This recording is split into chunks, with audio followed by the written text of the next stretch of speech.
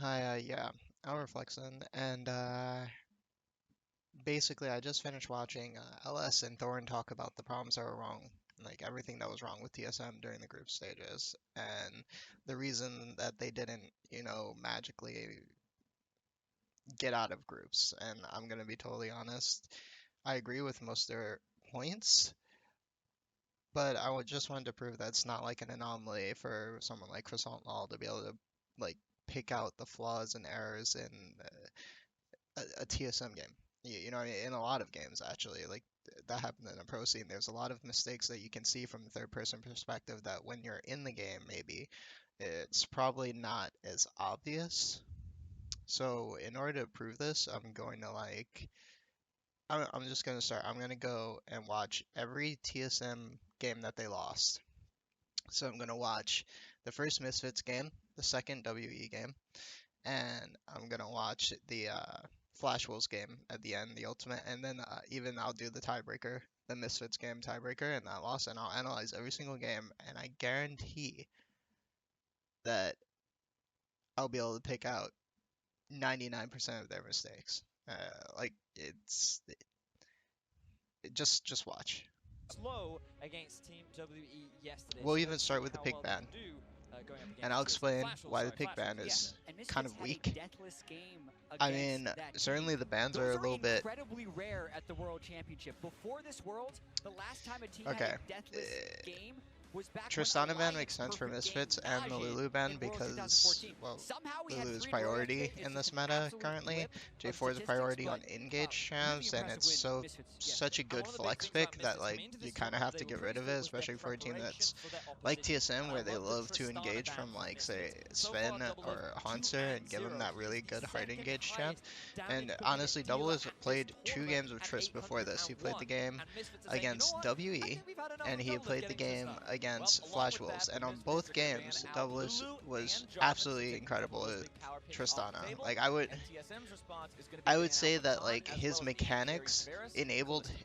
And I feel like if Janna he isn't picked he here, was it's a able big mistake to make based on the mistakes supports that Janna would be positionally picked against and and also just how strong he's strategically going to be. that he But you've could got to use remember his that mechanics Misfits to have get had out a of. 100% ban The rate of Vars the ban Blitzcrank. here, It is Ignar's most I have no popular idea where this came Never from. mind. Maybe this I is had this just whole something line. that You're like trying to TSM get a had in level Janna scrims in where Lawrence Fitz, Hansama and that he better did be end up what playing are you Vars doing? later Misfits, they loved in picking the Blitzcrank into champions like later in this group Janna stage, because of and the pick actually he was quite potential of good at Janna. it. You So can be it's super very aggressive in lane, possible and that it fits into Ignar's style, it but has it something to seems that do with Ardent Sensor has come out scrims, on top. scrim Safe at results. least. That's it's basically the same as picking Blitzcrank. You But just honestly, how strong. 3 in a row yesterday. It's just game was back when Alliance perfect game Najin in Worlds 2014 somehow won. How strong it's been at this tournament. But you've got to remember that Misfits have had a 100% yeah, I ban guess rate of the the Rakan Blitzcrank. ban. It is Ignar's You know, most I think the popular Rakan ban never is mind, actually a that. little bit okay. I think the Rakan ban is a little bit suspect because Battlefrost is so good at Rakan, so insanely good at Rakan that it's so easy where if you ban one of the top three in the current meta and the tank meta, I mean it's changed a lot since like people have started upsetting things and changing things, trying to run ultra push bottom lanes with Caitlyn and like heavy aggressive with Blitzcrank and Ignite. But like at this point in the meta, at this point in the group stage, the top three supports, the fucking overarching three, are Rakan, Lulu, and Janna. Okay? So it's so easy if you ban Rakan to pigeonhole yourself and like make it so that, or for the other team to make it so that you don't have a counter pick. If they pick one of the top three supports, you also can't pick an Ardent sinking support. And this is coming with the idea that at this point in the group stage, WE hadn't unveiled the Caitlyn strategy. So the idea that you could run ultra pushing, heavy engage type bottom lanes, it's not a part of the meta yet. So TSM like assuming they didn't have that new theory craft, they didn't have that time to build that up, that that wasn't a part of their scrims. The meta they know is the tank meta with Ardent Sensor. So banning Rakan here is very, very bad. Minute deal. Those are slow against Like, you teams like can we already yesterday. see So let's see right how here, well they can do this is going exactly what against Misfits TSM. wants to do. They want to pigeonhole them. They And want to Misfits take had a away deathless game against the that team. supports, Those are right? had a deathless game against And that honestly, team. Those are incredibly rare at the World I think Championship. that Before this is a Worlds, mistake. the last time a team had a deathless game was back when Like, if Alliance Misfits are perfect game going to ban Najin Lulu, in Worlds don't touch 2014. Rakan, don't Somehow touch we had Janna. 3 in a row Make yesterday against Misfits such an completely absolute ban cliff out of statistics, but both of the really Ardent impressive win, supports Misfits. if they want to And one do of the that. big things about Make them Misfits ban coming into 2. this tournament that they were praised for was Instead, their TSM gave preparation them a for free their ban. opposition. This whole line Are about you good trying trying to to get test level Janna And and then Ardent Misfits punished sensor them, they picked metadata? Janna. What are you So, doing? what's Misfits, they TSM love gonna picking do? They Blitz going pick into Cog, champions like the Janna which is because of good. the pick Okay, protection. and this, a lot of people were saying a lot of things, like they're giving Double Lift and TSM and Parth a lot of fucking criticism about the Kog'Maw pick, and I completely disagree here. Kog'Maw Janna is known to be cancerous. It is punishing in bottom lane. Like, it's ultra push. Janna puts her shield on Kog'Maw in the middle late game with Ardent Sensor, and Kog'Maw just stands still and pops off and like can kill your team. It's that simple. Like, it's so much peel. It's so much protection. It Cog Janna, Cog Lulu, like, they're really hard to deal with. And bear in mind, at this point in the game, TSM is without Tristana, so they don't have a buffering AD carry from among the AD carries that are reliable to be picked right now. Because at this point, the reliable AD carries are what? Twitch, Xayah, Kog'Maw, and honestly, I don't know if Doublelift plays Xayah. I haven't seen him play Xayah at all. Twitch, Xayah, Kog'Maw, Varus, Kalista, and Kalista's permabanned. So yeah, we have 2 of the AD carries that are gone, like flat out gone. So stealing Kog'Maw here is not half bad. It's not a bad decision, but I think the problem with uh this is that Cog it's more not picking towards the opposing team. Um, Instead, they're picking more towards their like the general meta instead of geared more towards Misfits tendencies. I think like if they had watched more of Misfits games, maybe played more against Misfits, seen more of Misfits, they know that Xayah is a primary pick of Hansama. Like maybe the Cog was a little early. Regardless, it's not an awful pick. Doublelift seems pretty comfortable on Kog'Maw, or has been, and he's been spamming in solo queue. So the Kog'Maw's not an awful pick. Svenskirnen likes to play engaged champions, so um, getting him Sejuani priority is pretty good for an early pick. It cuts off some of the other junglers. But to be honest, like I don't think it's to the point where they should have picked it here. Maybe they should have picked. Mm, I think I would like to see a top lane pick, not a jungle pick. I think they picked the Sejuani here because it was just kind of neutral. It's something that's like can't really go wrong. But I almost feel like I would have preferred a Cho'Gath pick there and then wait to see more in the jungle. Like, there's going to be lots of jungle champs left open here. You have, like, Sejuani, Gragas. I mean,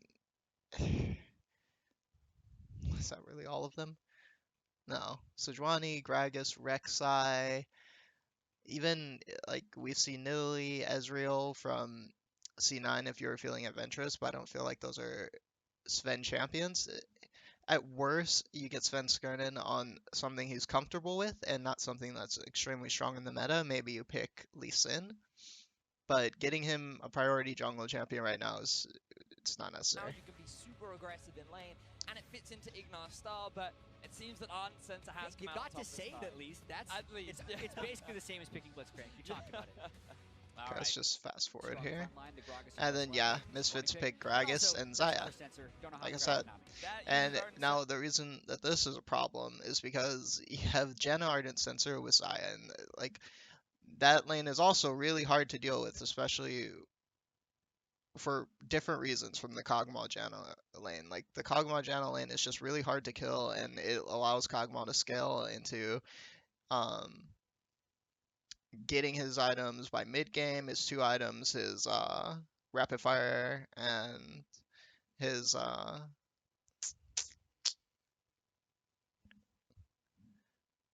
blade, Gensu's Rage Blade, and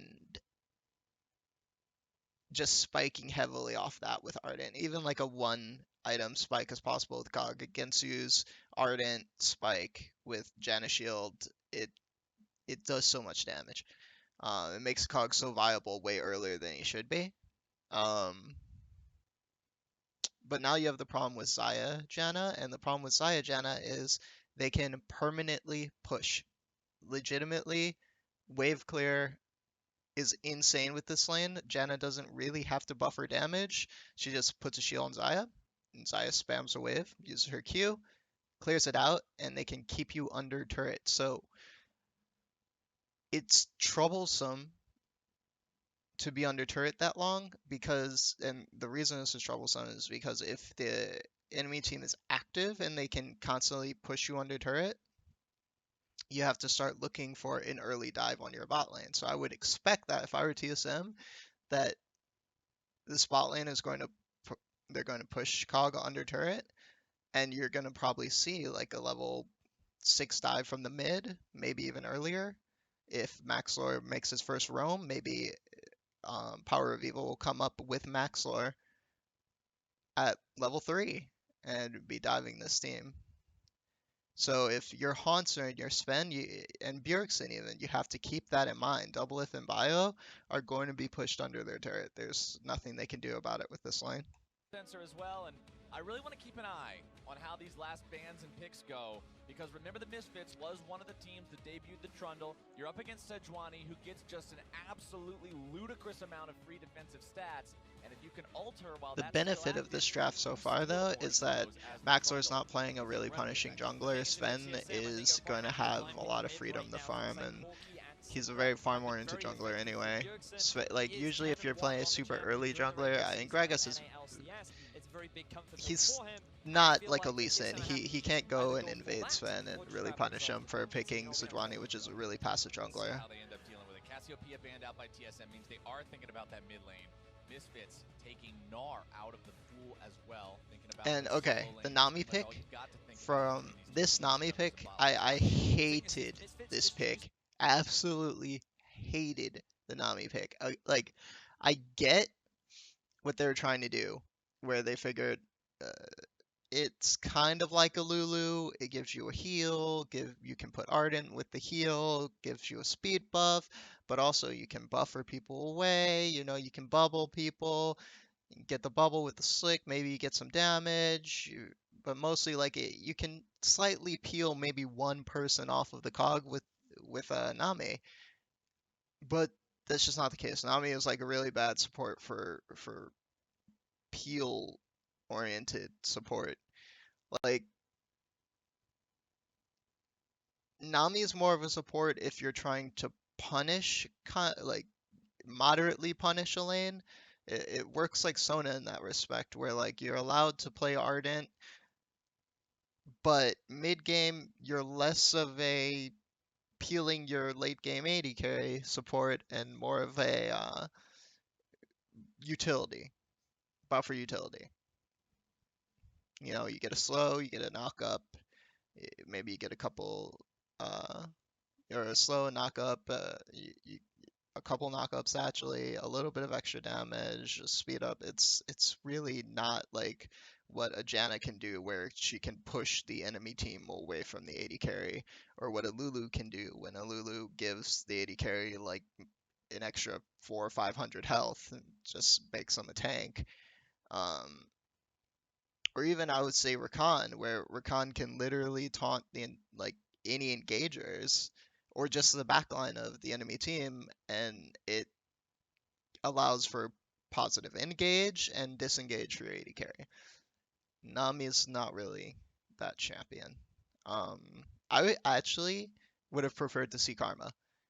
I don't think Karma has such an awful laning phase. It's not nearly as good as the other supports and like the other three supports I talked about, but if that's like your only choice, I'd pick Karma over Nami. Um, you could give shield to everybody for Ardent, gives a speed buff for Kog'Maw. You can get shields on Kog'Maw. Um, yeah, like it's not perfect, but it works to a degree. You don't really need Nami in this situation. I would much prefer Karma. To ban away things like the Gnom, maybe the And Camille, actually, I they're think basically in taking later these games strong they actually did alternative attempt carries off, Karma. so they can just So fly like pick it. Then you're it's forcing TSM something to that then like I clamp think they another carry saw under and your they belt, realized, okay, or Karma you're was gonna up. force yourself Maybe into a we could tank have and tried potentially Karma in lose this the match. situation. TSM not worried about the Trundle themselves. They do ban And these Orianna instead. bans, Cass ban and Ori ban.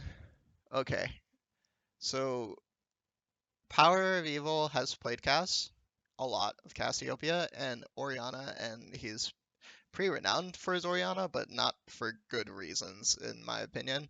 His builds are really weird, and his shockwaves aren't always that great. So honestly, I don't think the Orianna ban was actually warranted. I feel like the Orianna ban was kind of like, well, we know Power of Evil plays this champ, you know what I mean? So they just banned it.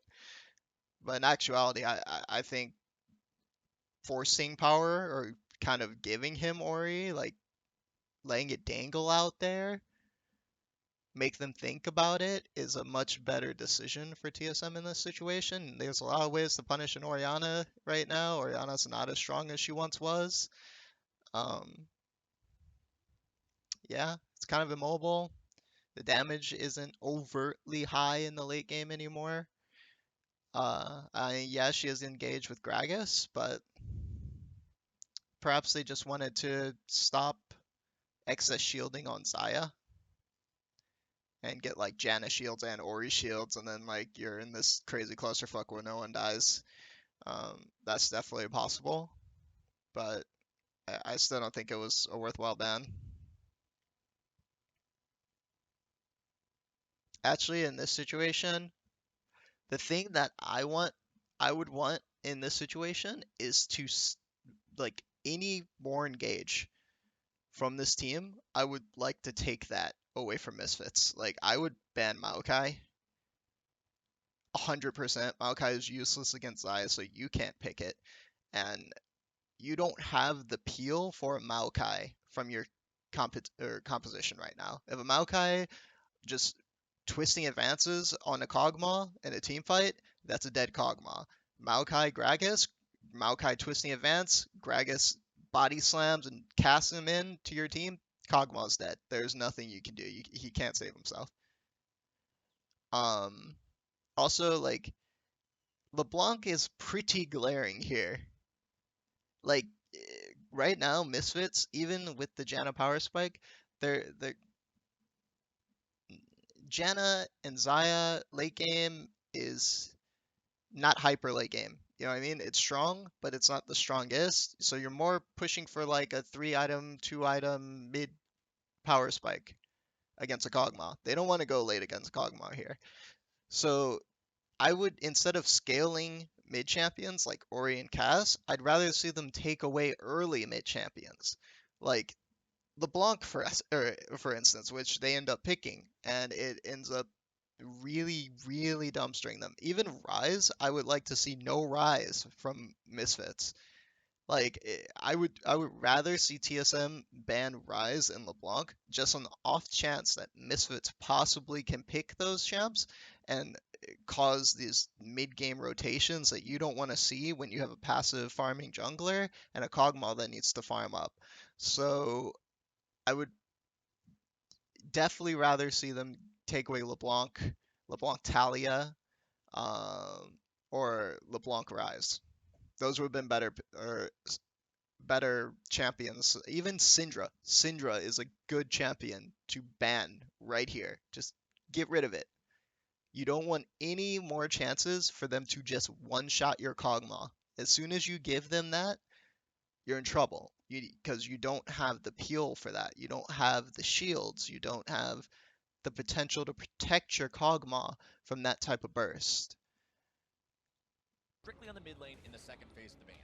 Misfits this ban is out going to be Haunter an here. interesting They ban choice for out the Misfits if Gnar, they keep banning out, quote-unquote, which carry I top laners, think is the because they have most shown that brilliant their idea. I ability don't to think just let Gnar really Cho'Gath fits through into this instantly comp. enough. TSM did that as well. There's a lower Cho'Gath priority, which is often picked at that exact slot for TSM where they'd have a choice right And they now. banned out We're gonna have to Lucian, see if they go for it. which They I know also think is pretty with a random. relative I level don't of think it certainty fits that in if this they comp do get either. Cho, Actually, they're gonna I get think Trundle on TSM the kind other of side. banned We know that themselves out Trundle here has some because an amazing Ori or a matchups up against the Cassiopeia Cho in this Ensign. composition Big thing here is gives that you Galio either is another available. scaling TSM threat could look to or just shields prioritize for given that yourself, for Lucian your has now Kog'Maw. just been It banned away gives from you a Misfits. lot of They know that they have options. been playing it, And but then it they seems like they're pick a just gonna stick with Syndra, counter. which is There's that more pick that you mid-game guys called out, that focused, 10 and and 1 Syndra record. Burst does Bjergsen nothing to has Xayah, done so it's so kind of much useless work on here. this What is champion Syndra going to with so many target? opponents. She It's can't somebody kill the called out Xayah. time Xayah has her and ultimate. time She again, can't kill and Gragas. one Gragas he is has too proven tanky. himself on. And she's Equally definitely not has going to many kill the times Janna when he takes because advantage Janna's of shield battles and here her against him. ultimate. But now I actually So, feel like Misfits could just go for the Galio and out of the Trundle themselves 3 if they so people want it. who are Oh, already the power picked, of evil. Syndra's Okay,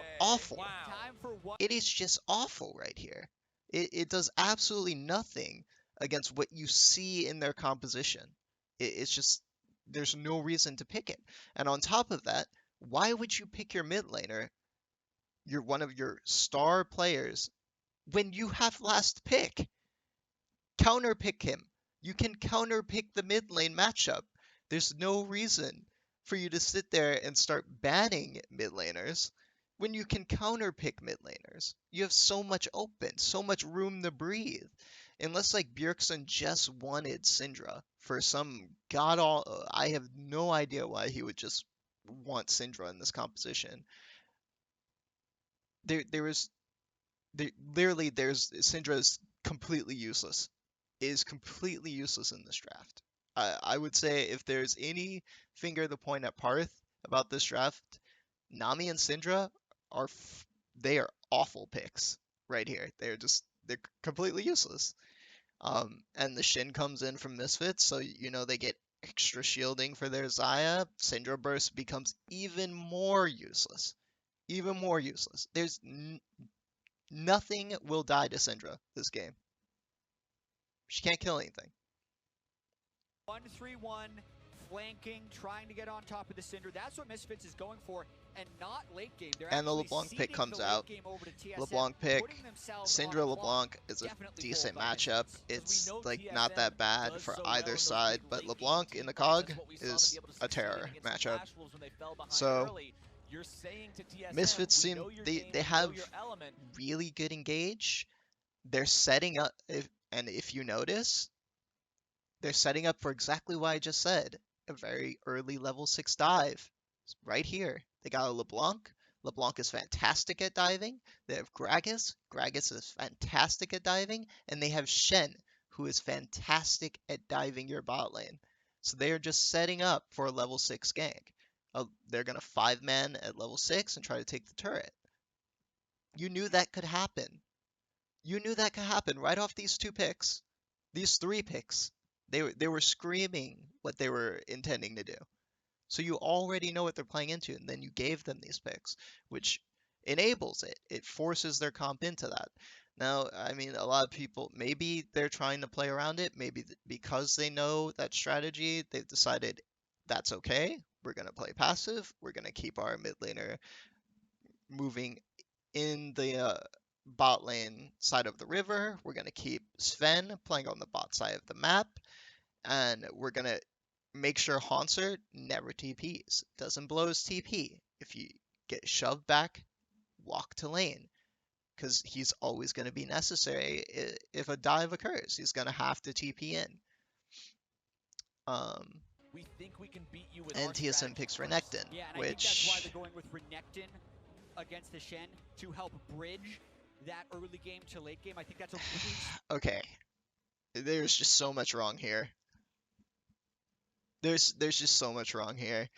It's like they picked Cog and then realized it was a mistake, and instead of trying to like correct their draft to mitigate the Kog'Maw mistake, they just like all aimed a completely different strategy. Renekton's completely early game. Syndra's completely early game. These champions aren't good at dealing with this heavy shielding mid game spiking comp. Their Renekton doesn't solve the problem of the Shen coming into bot lane. He's not even that good at killing tanks. He's not going to be able to really kill this Aya. He's not going to really be able to kill the LeBlanc. He might be able to abuse the Shen a little bit early. Maybe he'll be able to push the Shen under turret, but not really. Shen's actually pretty good at dueling. He's not entirely awful at keeping his own lane pressure. Maybe that might be the only thing he can do is this Renekton can hard shove the Shen early. Okay, so he's going to try to keep the Shen under turret so that the Shen can't teleport or ult into the bot lane to do the dive. That's why they picked a pushing top laner. And a top laner that not only pushes but has kill pressure so that he can and escape tools so he can dance in and out in case Maxlor decides to early gank Renekton, he won't blow his teleport. The only issue with this is you also picked Sejuani, which I don't think is really a great jungler if you're going to play an early top focus style. So Renekton falls through again. You know what I mean? It just doesn't seem to work out here. It's kind of confusing. Even if Cho is at like worse in all respects, which it isn't, because late game he becomes basically unkillable with this team composition. Late game, nothing on their team will be able to kill a Cho'Gath if you make it to late game. It's that simple. And it puts a whole nother threat in the top lane where they have to stop this threat from scaling. They can't just focus on your Kog'Maw because Cho'Gath getting ultra tanky and unkillable is also a problem. So, all right, so let's see. Let's focus here. Let's see where TSM messed up. If they hadn't banned the scaling mid laners, if they had picked the scaling top laner, even with this early game level 6 strategy, they may have been able to put the Kog'Maw behind. Maybe. That's definitely possible. And it would force Doublelift and force Biofrost to play a lot more passive. But you would have extra scaling. You'd have scaling going on in the mid lane. You have scaling going on in the top lane. So every time that Shen leaves the lane, every time the LeBlanc goes for a roam, the Cassiopeia, the Orianna, the Cho'Gath are scaling. They're getting free farm. They're able to push to their turrets. They're able. There's so much more you can do. Even if Doublelift gets put behind, the other threats are still an issue. They can't focus on your bot lane in this situation. But as it stands, there is no other threat on the team. Syndra's going to get outscaled. She's going to be useless late game. Renekton's going to get outscaled. He's going to be useless late game. So the only thing that's going actually working with towards your composition, the only two picks that are slightly useful for late game composition towards what you want to play towards what you've been playing towards the whole time are Sejuani and Kog'Maw. So it kind of just leaves your Kog'Maw and your Sedge out to dry because these picks are not, they're not picks that are, they aren't mutable, they're not adaptable. You can't make a Kog'Maw mid-game type champion, or like not a non-late game scaling champ. You can't make Sedge a non-mid late game scaling jungler, a non-farm jungler. They can't be played in those respects. So you can't just alter your draft this way. This was just, they didn't have a focus in this draft. They're like what they're intending. There is no plan here. It's literally like they just pick champions. Smart adaptation by Parth to pull that out in this moment. But also, I think what Misfits is doing is potentially their best strategy towards victory here, only because I look at what TSM has done at international events and in the first 2 games of group stage, and that's nothing in the first 20 minutes. They have been 0 kills to 4 against Flash Wolves and 0 kills to 3 against Team WE before turning that around. So you want to be able to snowball that advantage and never let them get off the ground. And at the very beginning of the year, when Misfits joined the European LCS, And also, can we just stop it here? Let's just go back. Let's go back and realize a glaring flaw here, okay? We have a Nami support. Nami is not Janna support, okay? Ladies and gentlemen, Nami is not Janna. Barrier heal bot lane is used with Lulu and Janna. Why? Because you don't need exhaust. Why do you not need exhaust? Because the peel, the heal, the shields, and the R buttons of these champions prevent assassins from killing your AD carry. It's that simple. They cannot kill your AD carry. A LeBlanc can't kill your AD carry if you have Janna. If you have a Lulu, they can't. Nami does not act the same way as Janna and as Lulu.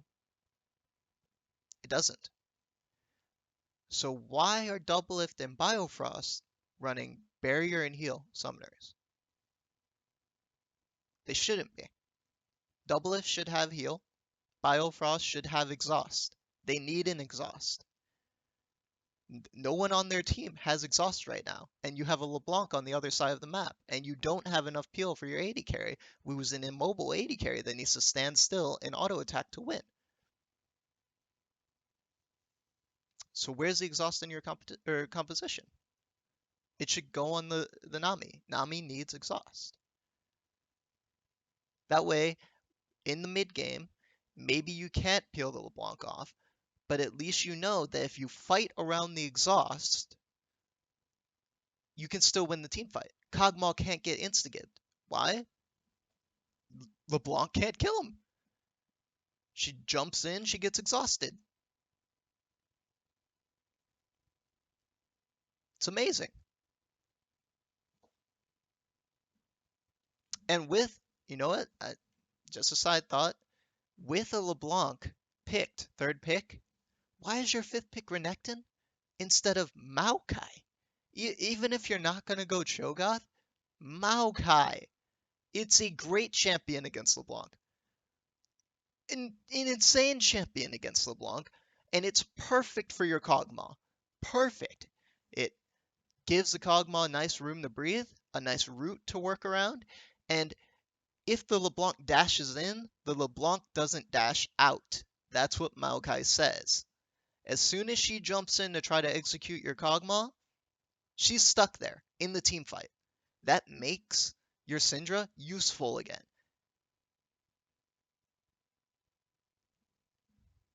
Why is it Renekton? I think that's a really smart adaptation by Parth to pull I that would out have in this moment. I would have But also, loved to see I think TSM what go Misfits is doing Orianna is mid laner, potentially their best strategy Karma towards bot victory here, lane, only because I look at what Maokai TSM top has lane. done at international events and in the first That 2 games of comp group stage, and that's against nothing in the Misfits first comp 20 minutes. would have They destroyed have Misfits been 0 composition. kills to 4 They would have against never Flash been Wolves able to and get 0 on kills top to of 3 against Doublelift. Team They would have WE never before been turning able that to around. execute So you want to be Doublelift. able to snowball that advantage and never let them get off the ground. And at the very But as beginning it of stands, the now year, you just when have a random Misfits Kog'Maw joined the with European barrier, no LCS, less. along Just with hanging out to Kakao, dry. it This was guy's not going to be able to do strategies anything. like He's going to this die the entire with the game. LeBlanc in the middle lane that allowed them to get such an impressive record during the spring split. It was because Power of Evil, with his pressure in the mid and his ability to And like I said, all of specifically down this, to the bottom you lane, could have that they deduced were able all to of get this so many of their from the wins, and first now they're 3 gonna picks of the throw game. back to that strategy and look You to make already big know what plays Misfits down wants the to bottom do side of from the their map. first When we 3 heard from picks. Doublelift, who was he talking about? He was talking about the mid laner. He was talking about the support player. He said So you need to keep this eyes kind on of falls mid, on the which coaching. is They didn't. exactly in line with what They you'll have to couldn't do against figure that Power of out. Evil with this But it LeBlanc. was With those very picks, apparent LeBlanc for what they Syndra, wanted to I was gonna do be on mid. from the first 3 picks. Now, I'm not saying there's no chance that TSM can win this game. I'm just saying that it's going to be extremely difficult. They're like at such a deficit here in composition. Misfits composition has a plan. It's very well suited for its plan, and TSM's plan is Tale as old as all over the time, place. song as old as rhyme. EU they're just versus gonna have to NA. play Here we go much yet better again, gentlemen. and play correctly in their Two lanes, teams and squaring off, in the order to best of make the this West. work, Haunter is really gonna have to We've got push two top NA lane. versus EU groups. To see those Sven matches is not we get gonna 4 hawk of bot them lane. in the group stages Sven here at needs to Worlds. protect Fnatic versus Haunter, who's Immortals pushing. was a doozy. Haunter needs to push the turret to keep Shen pigeonholed at his turret right here. The same way. And we talked a lot about it yesterday, but for And Misfits, this is their first time at an international Syndra event. and A lot of LeBlanc, rookies on the team, that's and an it okay goes because matchup. TSM had the Bjergsen's gonna opportunity have to chat play with them. kind of They're passive. excited. He doesn't want to They go past love this this part of the opportunity. lane TSM is such a because fabled Gragas name and LeBlanc within has a the lot of kill entire pressure on League a of Syndra as Legends. well. So Do Gragas this, is really and dangerous it's in the chanted everywhere. No mid matter to where you go, early you're game. always- even Here in he play-in can stage, actually when there influence a wasn't lot all TSM, three of the it's lanes. actually TSM. And all Maxwell wants to do is Bot shut lane, those mid lane, chats up. and top He lane. wants to be the But guy you to know take you down have TSM to and have make a your name top for laner himself pushing. across the That's the world. only Maxwell way are that you can absolutely stop willing to them engage in from that just back getting a control free tournament dive and beat on your TSM bot lane tomorrow over and over faster again with the than Shin able is to put up keep your a Renekton at their clutch turret. Power of Evil So has Sven beat needs to TSM hawk before, speaking Oh, of he King the has. top lane, Fran which means in that stunning right now fashion what several years he's ago at doing, IEM. this The pathing Twisted Fate is jump, wrong. I believe. This is wrong. He's decided he's gonna go top and he's gonna start red. So now Haunter has to leash for Sven. Was the pick. At least I feel assume. Maybe he good to might learn go from that. Raptors. Always gonna show No, he's respect going red. towards So what Haunter's TSM gonna have to squads can leash bring out. for But now Sven, let's see, we're which jumping puts him at a into game. deficit We already. talked about Haunter the early wants game to be power that pushing up in Misfits lane. have He with the wants a level LeBlanc. advantage. He The wants big pressure thing you on the have to Shen. respect on TSM side is that And he's Renekton making him top lane, leash. because So if they Shen went gets for an the early choke, push then you're first. looking at actually That's a exactly pushing what lane for Misfits top going want. in favor of Misfits. This invade And in the makes bottom no lane, sense to an me, obvious slightly but different you result. know, He's taking a lot I of guess it damage was a right now. weird, it just makes no sense. Up against the Doran's Blade. He's also got the sustain of Nami. So Also, that's okay. Okay. the big reason he was trying Okay.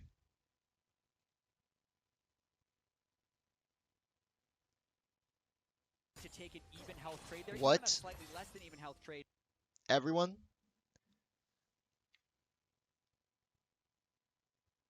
What? What? And what? Huh? See, right here, this shows that TSM has no idea what their plan is. They have no plan. They have no plan.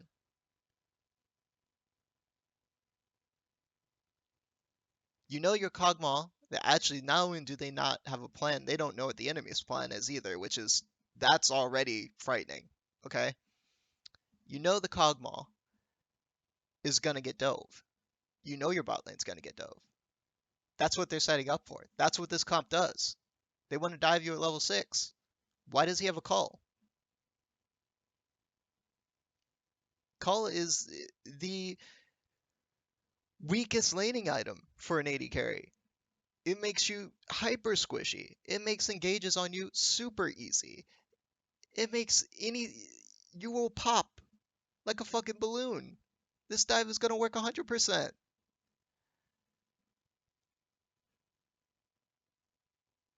I mean, yeah, maybe they're thinking, oh, but Call's more money. This lane isn't gonna be an aggressive lane.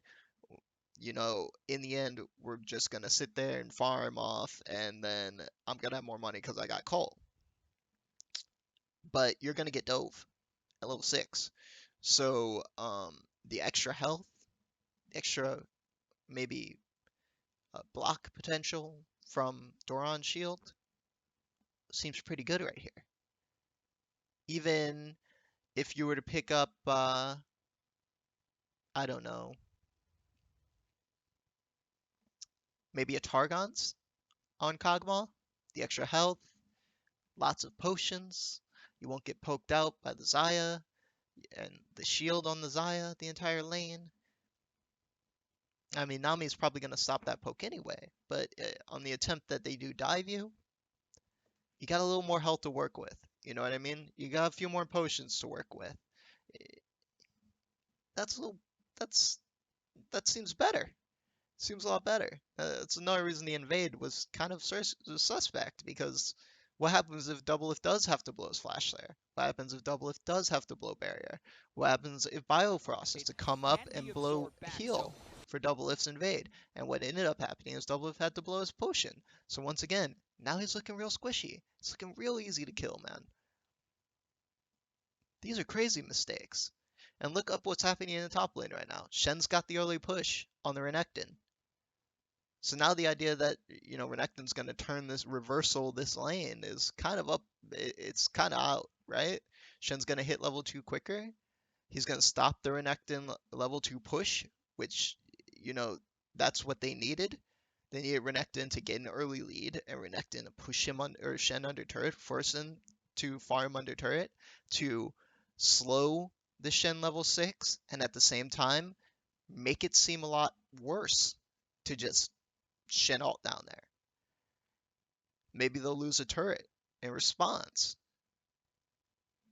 So Sven's pathing is already awful, and Hanser actually agreeing to that pathing and everybody else on the team agreeing to it is equally awful. Doublelift's item choice, awful. Hanser, if he wants to play an aggressive lane against the Shin, doesn't need to be going Doran Shield. Awful. I have no idea why he's picked Doran Shield.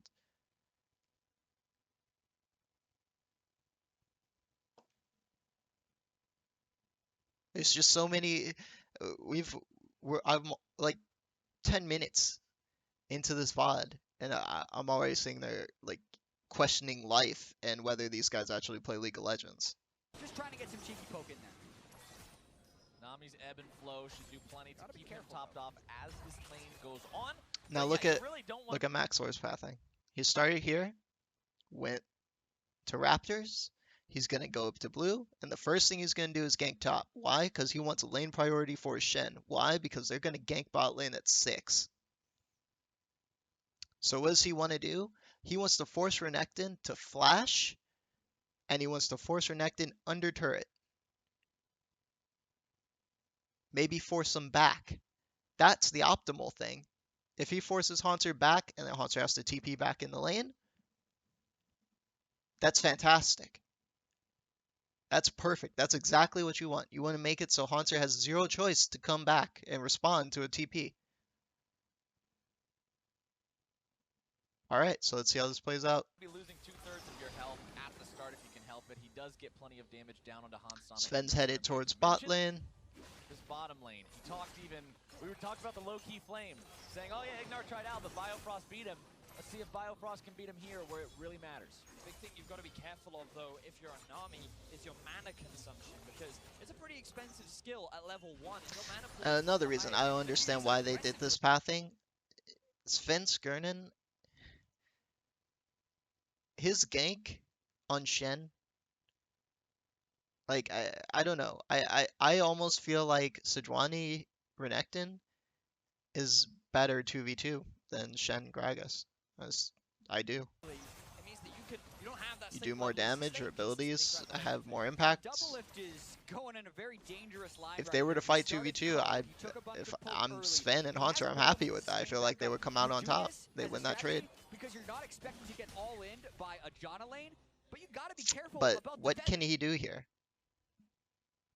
Like, look at this bad thing. Okay, he got blue, he got Scuttle, and he's on his way bot lane. What can he do bot lane? He's not going to kill his bot lane. There's no way a Sejuani, a Kog'Maw, and Anami is going to kill a Janna Xayah bot lane. With heal and barrier, that's not going to happen. You can't get rooted This by is that, just a 'cause that's waste of when you time. potentially get all in. Yep, Janna puts the ward up because she knows that Gragas is on the top side, and because Gragas is on top side, and because Haunter showed to lane late, that Sejuani started top side, so Sejuani is going to be bot side around this time. So put the sword in tri-bush. Okay, Sejuani's not going to be able to come from that angle, and now he's just on a farm mission for the fucking first half of the game. He has no gank. He has no position for a gank. He has no pressure. Nothing. He did get a ward here, but it's an unnecessary ward. You already know that the Gragas has to be topside. He's started red. Why do you need this ward? You know where LeBlanc is? pretty remarkable You on know this where the pick. And Gragas is. the NALCS as a region has played so heavily around mid lane, and they're very used to that game style. The jungle proximities around Maybe mid they're lane just trying to have been protect higher the than most bottom other lane regions, and even early. at Rift Rivals, that was There's a the lane possibility in there. which they pulled They're the trying hefty to get as European much vision teams for the bot lane in so more they can't get cases than not. So ganked Power early, of Evil but knows that. He's trying to match this that with vision's too Team early. LeBlanc, but it's very If they're going to do difficult. that. And that's a nice sneak around the vision, but there's plenty more to catch Hanser. Yeah, that was really well done. Now, if he would have And what's walked into this? that brush on the What's this? This roam from Hanser. What is this?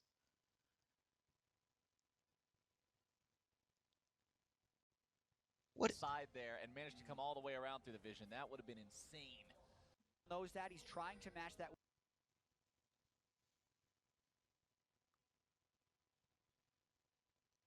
What? Okay, first can we first point out the fact that when Gragas was here,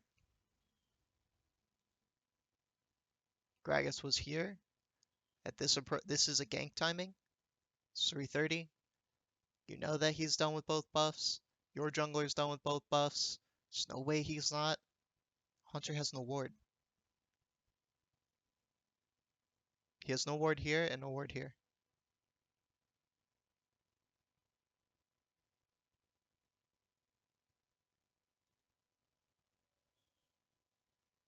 Gragas hasn't been seen with vision. No ward. If Maxlord just said, wow, this guy's an idiot, and just went right to Blast Cone and packed directly at Haunter right now, that's Haunter's flash down. That's Haunter back in base. You've already lost on what you need to do to win this game. You've already lost. So there's a pretty critical error right there. Sven is taking care of the vision on the bot side. I don't know. The way they're playing right now it's like they feel they don't know that Gragas started red, but they do know that Gragas started red. Double if invaded. He attacked them when they were leashing the Gragas. They know where he started. This vision is dumb. This whole play is dumb. So that she can move off to a side lane. But Power of Evil, he wants to try But and you know, prove Maxlor's a something. nice He wants guy, to deliver so a he walks message into to vision here. Felixson, going for that When very he's doing aggressive scuttle, playstyle. Well, walks he'll back have his into his work cut out jungle. for him He doing doesn't it. You gank can see on Haunter. your side of your screen there, 10-1, like you mentioned And he earlier, Phineas, backs. as Syndra during the NALCS this past summer, as well as having a +16 CSD at 15 minutes. So not only is he killing his opponents, he's farming well. Yeah, he has been pretty remarkable on this. It's actually turning out pretty good NALCS as a for region them because has Cog and played Nami so are actually putting a heavily lot of around pressure mid lane, and they're very on the used to that Janna's game Island, style. The jungle which shouldn't be proximities happening. around With the Janna's Island not able to push, Cogs or Nami are actually kind of thwarting everything that Misfits want to do by themselves. Just because they have this vision, they're like ultra pushing and ultra poking onto the Zaya, force the Zaya back, put Hansama at a disadvantage. Okay, that's not too bad.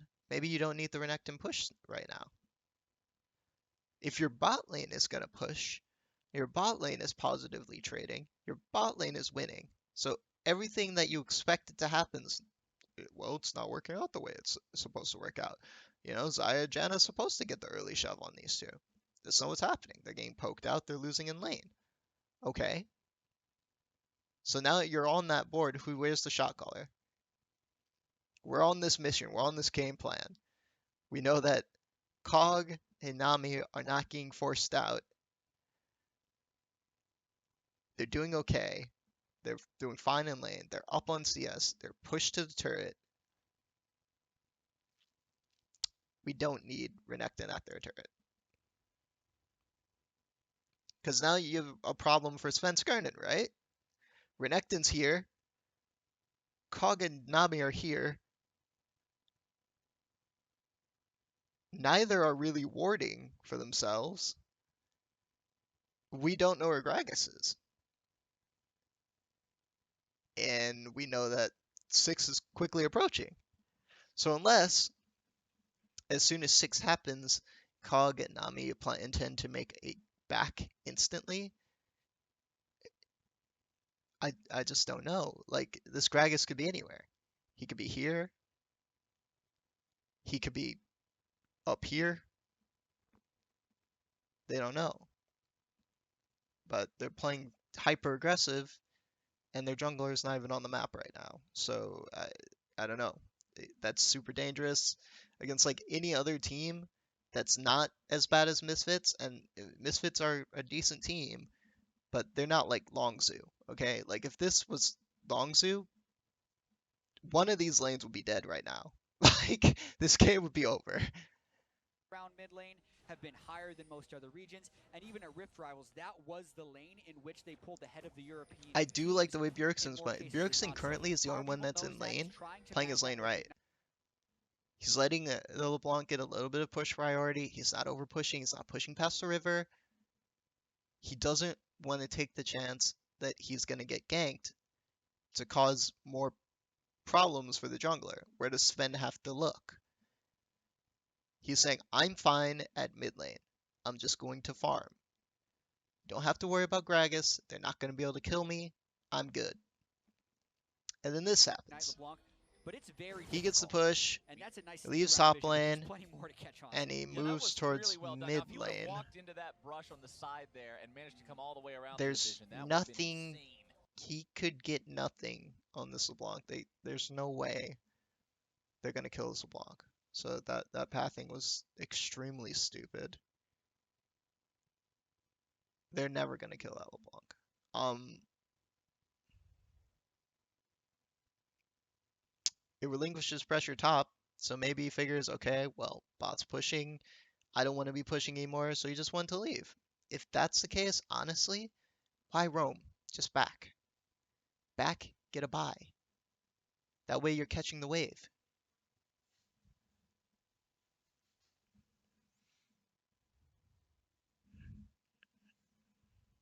That way you're catching the wave as soon as it hits on or crashes on your turret. You're safe from a gank. Bot lane can stay pushed. Sven can focus the bot side.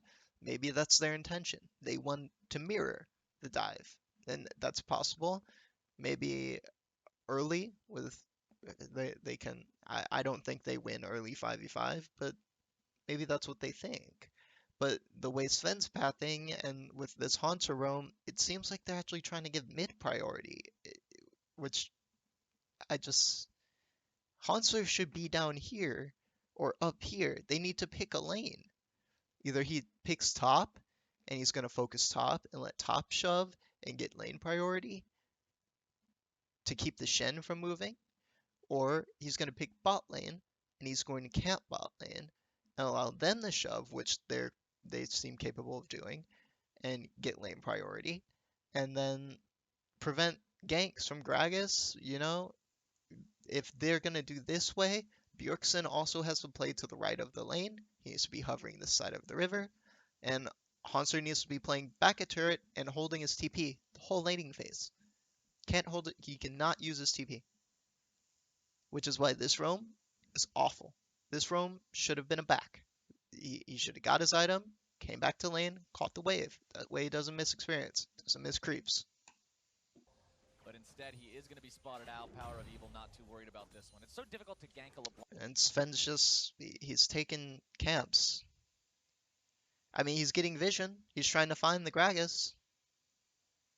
But how is this a safe invade? In what world is this? If either of these lanes collapse, these lanes who are stronger in the early mid game collapse on Sven right now, who can help him? Bjergsen's playing back in lane. He doesn't want to get ganked. He can't push up.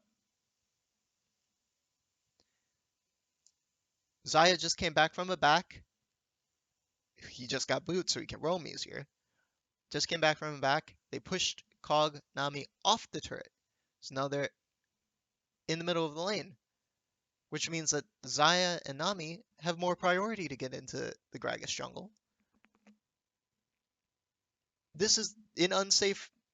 It's unsafe. This is an unsafe invade. Nobody can save. Nobody can help him. Anyway, but it was a good try. TSM. And Gragas sees the Sejuani. He pings him out, and LeBlanc makes the roam. Sven Scarin trying to get himself out here now. Bjergsen providing the covering. And what happens? He has to blow flash. That's what happens. He just paid for that Raptor camp with his flash. But Not a instead, worthwhile he is gonna trade. be spotted out. Power of Evil not too worried about this one. It's so difficult Not to even that gank what he Raptor wants camp. anyway. He paid for that ward with his flash. Has been spotted out in the jungle of Misfits. Hansama was forced to go back, and now Power of Evil's in trouble. Sven Skaren trying to get himself out here now. Bjergsen providing the covering fire, and it's Power of Evil who has to expend his flash. Heal going to be used bottom lane by the side of TSM. As Hans Sama I actually don't know why PoE flash. But now we're starting to see. We're starting to see what's happening with the bot lane. Exactly what I said should have happened. Now, Janna, Xayah, they're starting to get the push on the Kog'Maw. They're starting to get the push on the Nami. They're starting to get their lane priority. The lane's starting to work out the way it's supposed to work out. Yeah, that's And the look, thing. They're Kog'Maw's going a very half health. dangerous line to that bottom 3. lane, but so far, He's it's level working. 3. The call is gonna be All more right. valuable than that Doran's blade Level later. 5, They've already 4, forced Hans Sama 5. to base once to buy Check boots, these and numbers. they traded heals. Focus these It's numbers just and a look at matter of, Maxor's will pathing. Misfits 5, break that 5, bottom lane 4. open, which they're gonna try to 6 do. is They've about poked to them for happen. so long, and they know the heal is down. TSM low on Oh, health. low No on heal health. available. Shield coming down on And the there you jungle, go. but Max Floor bops him. They Goodbye, walk Cog. away with the first blood. Misfits, we talked about There's how that dive. I said, did I not say that Maxor could come earlier than 6-2? He could come around 3, could come around 4, because he's a between levels of 1 to 6. Gragas pressure in a lane, 3, 4. Super strong, 3, 4, 6.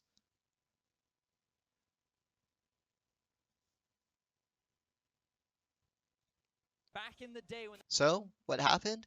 Xayah Janna push the Kog'Maw under turret, they get the Nami under turret, Maxor comes around, bops him on the head, kills the Kog'Maw, and now Misfits are on to game plan. They're on the plan A.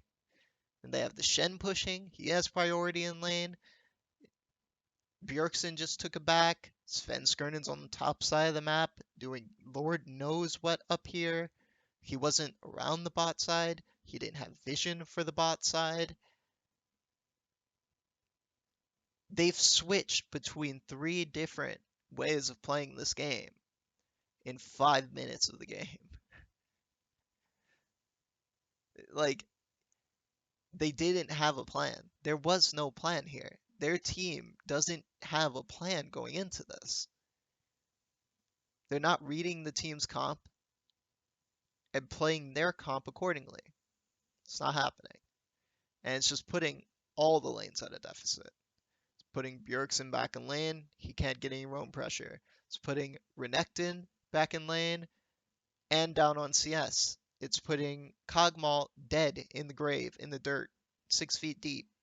they first joined the European And Sven blowing flash for a ward.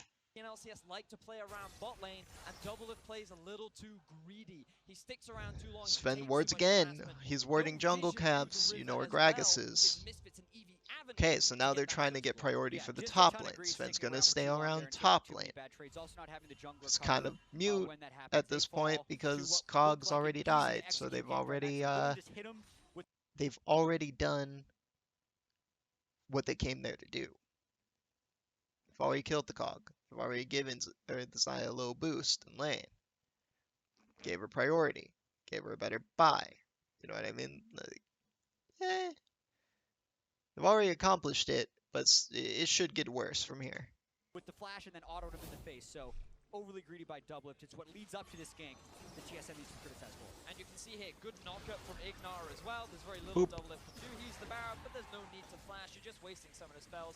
TP Shen even comes in from TP'd for that. outside. Arguably not necessary, but it keeps him in Unnecessary the fight TP. long enough to guarantee. Honestly, Really that's nice punishable. play there by Maxor That watching is the game. 100% punishable. They blew TP, so now you know that Shen can't just roam. Shen can't just come around again and use a 6, give Renekton fucking lane priority, push up to that turret, because as soon as Shen goes down there, he's pigeonholed bot lane. It's that simple. If he's going to use his ultimate or dive bot lane again, he's pigeonholed. Let Renekton push him. Push to that lane. Push it in.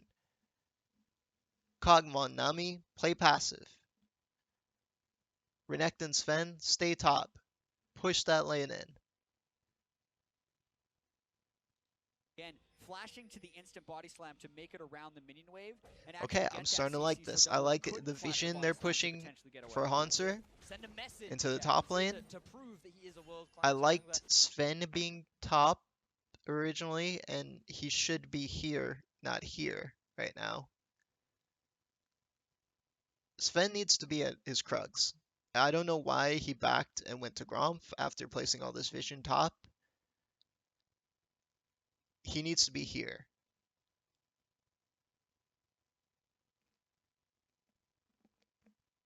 Because your bot lane needs to be playing passive right now. You can't do both halves of this equation. You can't have Haunter push and then also protect your bot lane and your top lane. He needs to be protecting Haunter, not Cog. Doublelift needs to be playing way more passive. He just needs to be playing back in lane. Like, it's that simple. They need a pink in this try. They need to try to put wards over this wall, and they need to try to hold the wave around here. Let him push. Bjergsen's even kind of far up. He's wavering towards top lane. The only thing I can think is Bjergsen's pushing, and he's just relying on his mechanics. Sven's saying, "I'll protect top lane or bot lane." Bjergsen, you kind of waver towards the top lane in case Haunter gets in trouble, but that's useless because LeBlanc has a better roam than Syndra. So by the time Syndra makes it up there, LeBlanc's going to mirror it, and then still 3v2, and those two are dead. So honestly, Sven needs to be right here. And he's off to a good start in this field. Because Hanser's now on the, Hansama, okay, I'm that going to was shove more Shen under traded, turret but page. Hansama losing this one decidedly. Biofrost shows up there. But for 34 to some reason, 33 now CSM. After Doublelift Doublelift goes down, and that Bio, equalizes they're a not bit. on the same page. TSM gonna really have to respect Hanser's their on the, I'm going to press just page, got and pressed Doublelift and 10,000 Bio are like, gold no, mark, we're going to only play 1,000 aggressive. up compared to TSM. So Hanser backs Yeah, and this gives is up what we lane talked about priority. at He's the like, end of the okay, I'm draft going to phase, back Misfits off. drafting early game, because that is Bjergsen also where goes TSM has back been to pretty passively weak farming. at this year's World But now Sven's Championship. on the They've top now side of the been map. first blooded in all 3 games. Bubble not finding its way onto Hansama there. Bjergsen responding to Power of Evil, jumping forward by throwing the ultimate back at him. That Unleashed Power will take off about 2/3 of his health. And notice, you can say, oh, but Sven needs to get his camps, he needs to get levels. Sven is still behind in CS. Okay, ladies and gentlemen, he is still behind in CS. He's not getting some crazy farm advantage from this. He's not. He could forego a couple camps just to stay on the right side of the map right now. But it's like he sees creeps, he goes to creeps. There's like no rationale between his for his pathing. He's just going from top to bot, and not the lanes aren't playing around it. Sven was going top. Hanser shouldn't have backed. He should have stayed pressing or kept his pressure.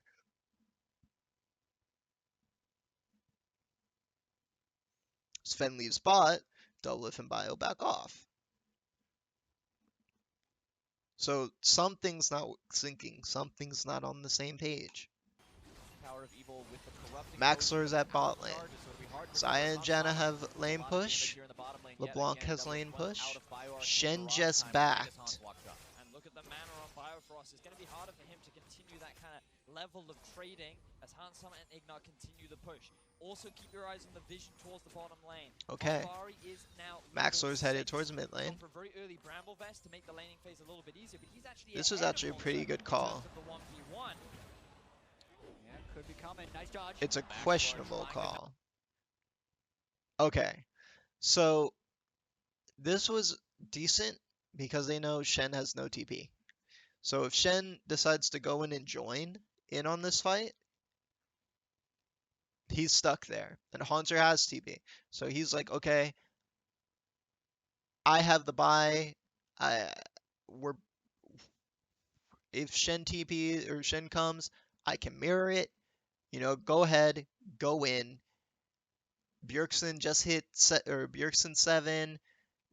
Sven is not 6. So I'm not actually sure why this fight's happening. Sven's a level behind. He doesn't have his ultimate. Maxor does have his ultimate. Bjergsen and Power are at the same level. This 2v2 is already bad. There's no reason for Sven to be trying to push in because their 2v2 is already worse. Like LeBlanc and Gragas are way stronger than Sejuani and the Sejuani and the Syndra right now because Sven is not 6. That's very apparent. He should know. You know what I mean? Should know Maxor's level. They've had wards on the guy.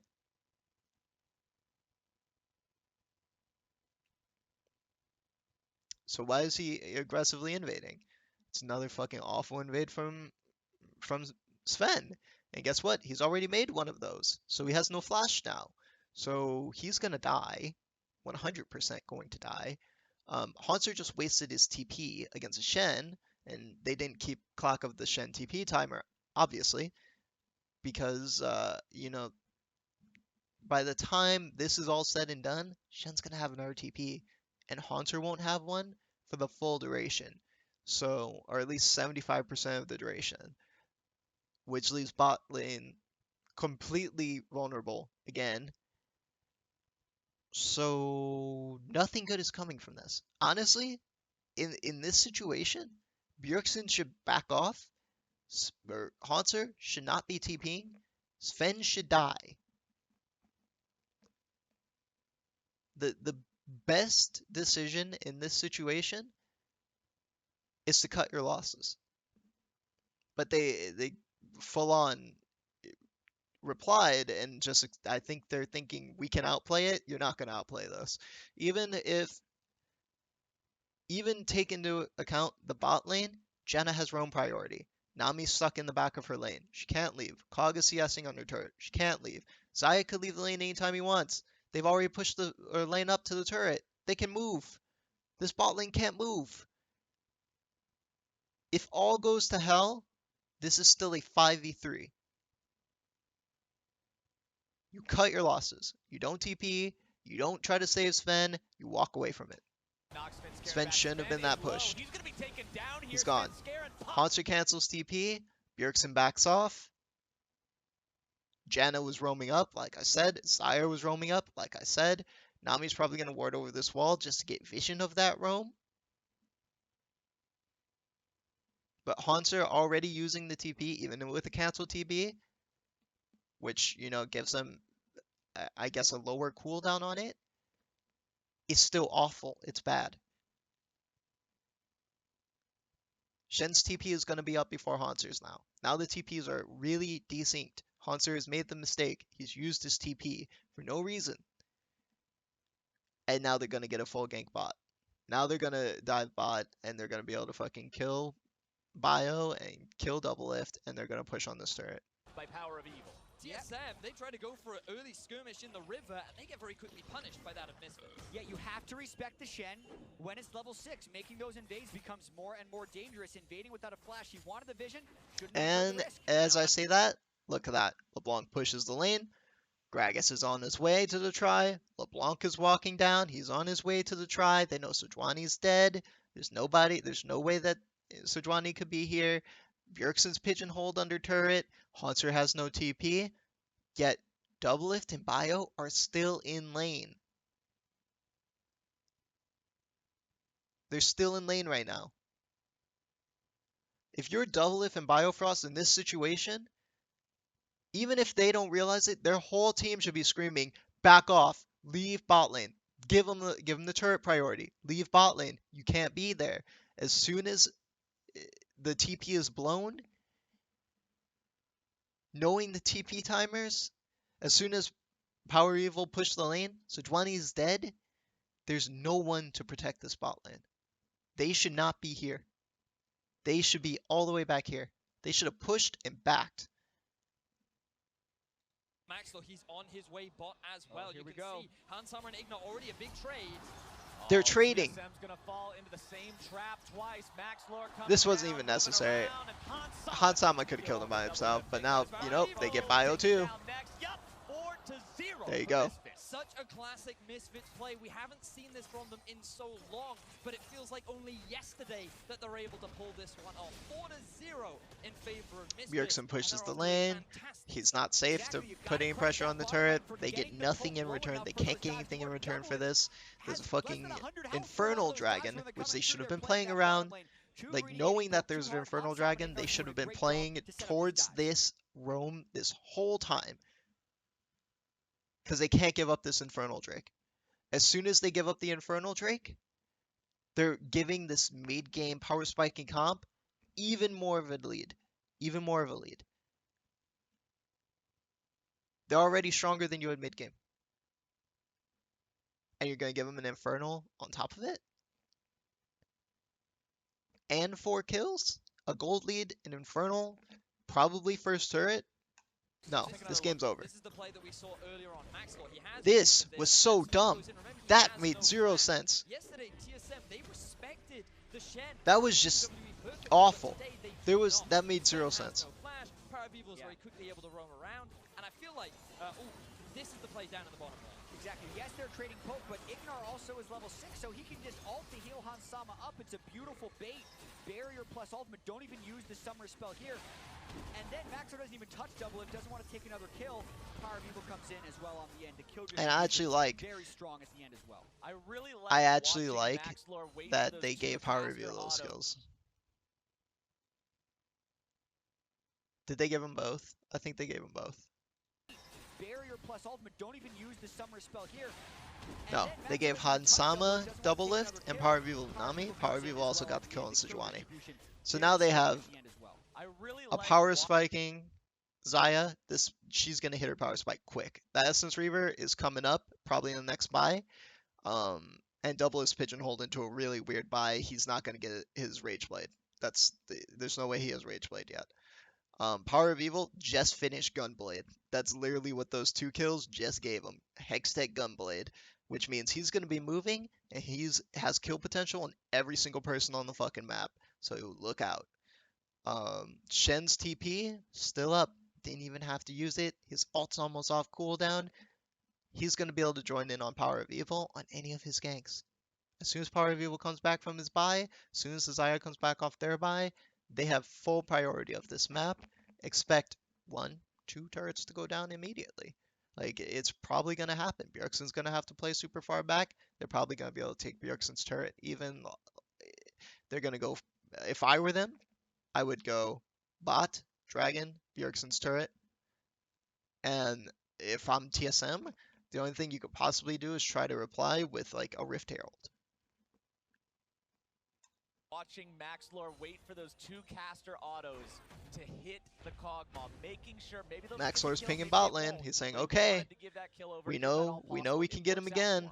Yeah, and watching the very start of And that Sejuani, sequence again, I the fact like that that. Sven's Sven's mirroring a little forward bit, onto a level saying, 6 okay, I'm gonna Gragas, waver when he around here himself just was in level case. 5 He's and staying Shen in the was try. game. He's looking for the This is Gragas. He strictly knows the overall. Gragas should be And around we've there. seen Gragas mistakes has another in the fucking. early He game is. in every He could single also go TSM mid lane. game so far, He has so many specifically open from chances Spin now. Scare, and he's They've been already bought made out. the He's mistake been where it put killed them for so far free. behind. It's one area where this team needs to shore up that What weakness. they Yeah, but decided what to we go for the haven't seen yet Infernal in the group first. stages, For Misfits Infernal control Dragon, it in the they know early TSM game. has to So stay when far you're adding back. them They have together, vision the on Sven. deficit They could know be where too Sven hard to is. They know overcome. where This is those gonna wards give are. a For the very most early part, Infernal Drake over it's a to pretty Misfits. safe We Infernal talked Drake. about how it was TSM crucial can't for them reply. to If they really decide to be fight with this, the TSM's going to rookies win being that able to fight. do it It's that against the simple. powerhouse Or that is Misfits is going to win TSM. that fight. So far It's that they've simple. They're identified just the stronger weaknesses of right TSM, now. and they've So they been can able to successfully basically get to muscle their own We talk Infernal about Drake. TSM playing late. We talk They're about them being good at muscling team their fights. way Well, one into way their to deal power with that spike. a bit is to So get yourself an Infernal Drake. Bjergsen's Have some decided more to late roam game towards teamfight top. damage. This As is Bjergsen a moves himself uninspired topside, roam. looking It's to totally maybe useless. make a play onto He's getting a Alvari little here, bit but of Alvari vision knows at the something's blue up. buff. Fighting Maybe sense they're is going to tingling. try to invade a Heal is a blue, but roam even coming getting on. just a blue Communication in effort reply is to anything that recognized could happen on the Bjergsen's map gone. isn't It will useful. result in a lot of It's chance not going strong down onto enough. this top tower, but this is He's kinda what getting, you expect maybe in he a wanted matchup. vision The of the fact that Gragas Alvari is at this for the deficit, Renekton. but They has wanted still vision been of the able to Gragas for bring Haunter so to that the bottom Haunter lane maybe of could Misfits. reply Still in a positive turrets net for if Game Shen Misfits. leaves. But the issue here is Haunter can't have priority over the Shen in lane because the LeBlanc is so strong now. LeBlanc and Gragas are so strong. Sven is stuck trying to babysit the Tri-Brush for bot lane because they know the dive is coming. So Renekton's actually not safe pushing. As soon as like Renekton pushes up the turret, he could also die. So nah, they can't play this way. This is not uncommon for them. See a bit of trading down the bottom lane. Trading a little bit. This is just an outplay. That was just outplay from Bio and Doublelift. They outplayed Hansama. Mistake there from Hansama, which Doublelift Yeah. very quick to And it punish him forced on. the Shen That's gonna force ultimate, the which is out good. Bari. That's And good now for the them. playmaking potential of Misfits can be heavily And they mitigated did to it an without extent. having to push And up I'm in very lane. surprised that Misfits That gives used that the relieves Shah so ultimate, the much Shen pressure ultimate. from them right now. They know that Shen Before backed. Jaya using the Haunter ultimate to should go be on pushing target up or right walk now. backwards. That would've Sven doesn't potentially need to been a be much bot easier lane way right out now. because the Nami He needs to Hanma move already towards the isn't top necessarily because that Haunter is scary, going to but get they a also free now have push. Sejuani. Knowing they've burned those ultimates down, it might go for it. Let's see if Svenskeren can find something I think there. the only thing he's Wonders trying to of do one. is maybe He's not prevent them spotted from by killing it. the first Control turret. Ward's gonna go ahead But and at this point in the silence it. game, you kind of have to accept the fact that you're going to. The Haunter, only meanwhile, possibility of you getting topside, first puts turret plenty is of damage topside. into that turret. There you go. Kills turret first blood for the side of TSM, which takes the gold back to So very that's close like to where even. I would be protecting. Maxwell I puts would a be ward top down lane to see right if now. I Svenskeren's wouldn't be hanging bot around this lane. area. Does find him out. Even if they full court press, Haunter's done a good job top lane. He's gotten pushes when the Shen left. He got damage on that turret. He was good to go.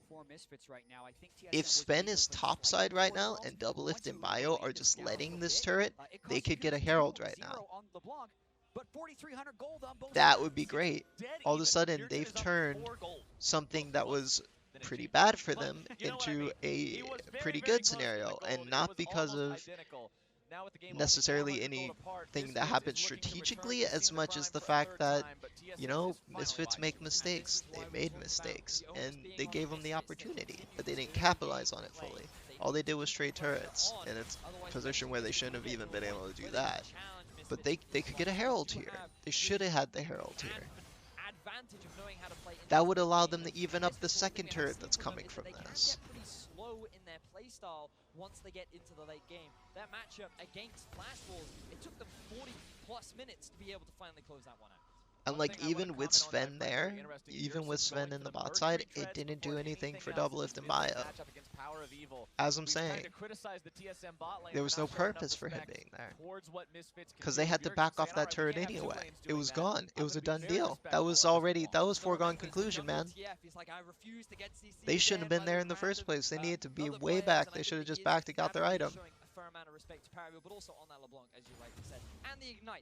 And now, are they going to try to go for Herald now? Because now it's too late. Now you missed your window. Considering the turrets have been traded 1-for-1 so far, you're also now starting to see those first item power spikes come online. You got a cleaver on your Renekton, Gunblade. Nope, now they can't. So now that they've swapped bottom lanes, bottom in the top, LeBlanc is wavering towards top, Gragas is back top. They don't have to worry about the bot turret, they already got it. Their next objective is going to be the top turret anyway. Now you can't get the Herald. That's done and dusted. That's just a lost objective. Wanted to find this setup yet again, but TSM sending Svenskeren up here, thinking about what's happened matter of so fact, far, Misfits is pinging it. something funny here again. Yeah, TSM much They're more thinking about getting a Herald for themselves because they're stronger right now. They can do that. The difference is pretty much just Svenskeren versus Maxor. And looking at that top side, this is Haunter once again having that huge performance. Look at that CSD at 15. He was a big split push threat, but now Bjergsen getting another Cinder ult out. It's got to get away now. Alright, Shen ult down. But Bjergsen's flash is... Yeah, the blow's flash for that. They're making good use out of this. It's a good use of Shen ult. And Maxor's right on that Herald. Now there's no way they can reply to it. Bjergsen's chunked. He blew his flash. There's no way he can wave over into the Herald. That's a free Herald. That free Herald is either going mid or top. I'd probably say it's going to go top. One more hit onto Shelly's eyeball. Even though I think it should go mid, but it's probably going to go top. Yep, putting it on Ignar, it's going top. You're going to break this turret. they They're did gonna get control this these game in lesser motion. objectives in Dragons and Rift Heralds, but this game, they've got the one Dragon so far, they've got the one Rift Herald so far, they're making up for that. This is a very common trend that we do see from Wacton's many pushing. European teams in terms of their low Haunter's doing a good priority on job. He's objectives like pressuring the the Shen right Dragon. now. That changes a little bit when an He's keeping his Infernal's on the TP board, up. but aside from that, they're more focused on But the trying to issue get with these this, towers. But Misfits, even though when they had the something Misfits didn't see, and they're not reacting to, is the fact that Haunter is pushing in lane with 0 priority. There's no wards on the map. Svenskernen's not really wavered towards the bot lane. Bjergsen's pressed under the turret. The only thing he really has to go on is he knows Gragas was at Herald about 30 seconds ago. 15:30. 20 seconds ago. 20 seconds is enough time to be right here. Okay, and then he wards. Alright. objectives like the Dragon.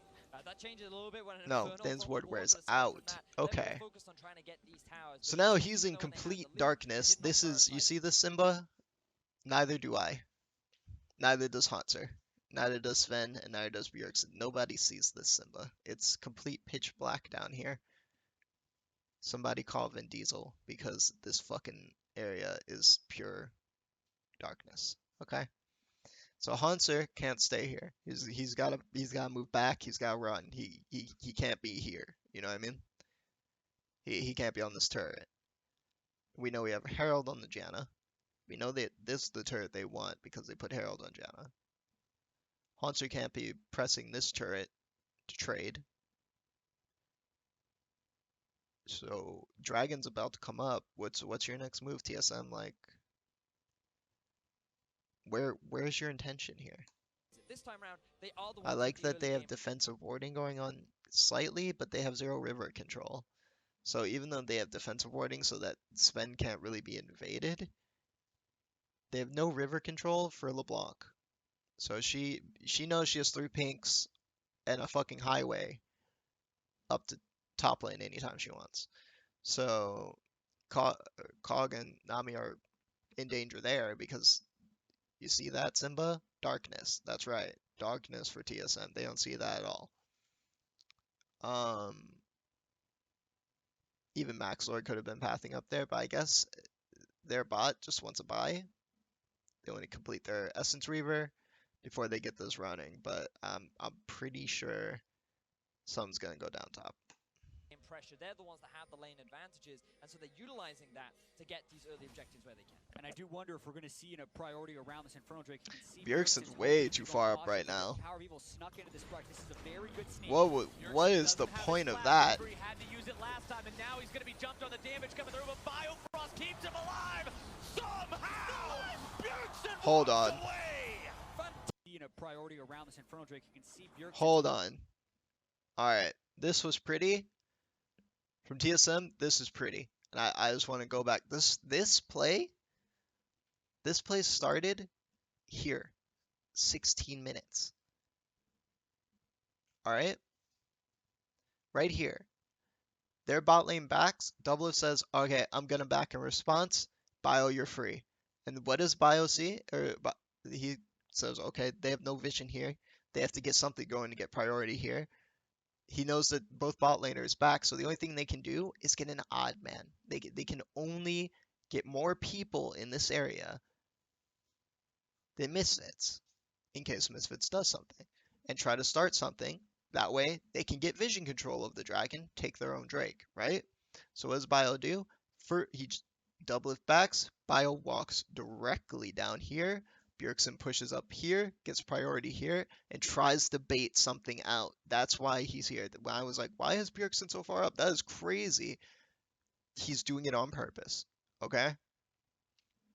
That's why, okay, you can't really say Bjergsen played awful in any of these group stage matches. Bjergsen's played pretty damn well in all these group stage matches. Everything he's done in this game, almost everything, except for maybe that ward at blue buff, is picture perfect of how they should have played this from the beginning. From the beginning. He's not pushed past river too much.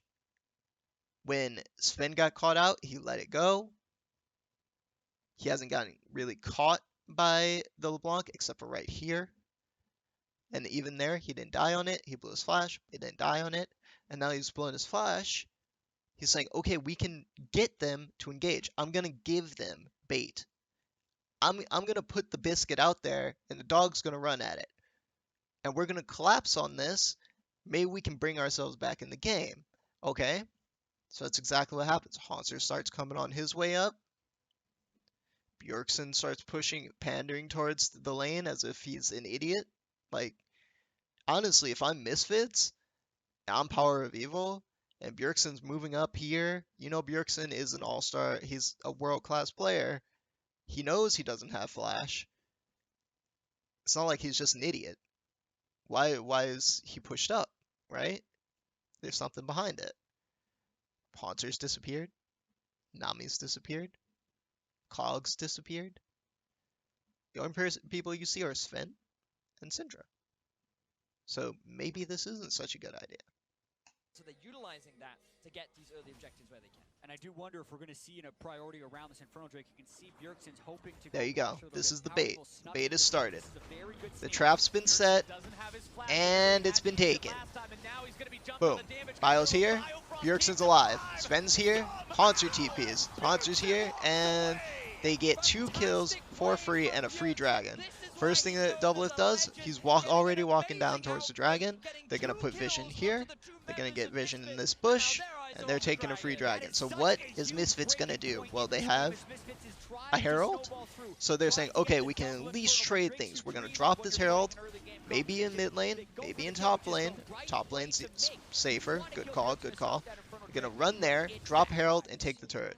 Beautiful play from TSM, and I'm just so impressed with how quickly they responded as well. The key thing here to note is the chains from Power of Evil. He uses this double dash, cannot land the chains as of yet. The minions are in the way. Maxwell comes a little too late, and that gives Bjergsen all the time in the world to get the outplay going. The bubble from Biofrost, the TP from Monster, I mean, the rest of TSM collapsed. honestly, I just want to say this. The balls to make that play. You can say a lot of things about TSM, but that this takes balls, all right? Like, this is a Hextech Gunblade LeBlanc. Bjergsen only has Morellos at this point.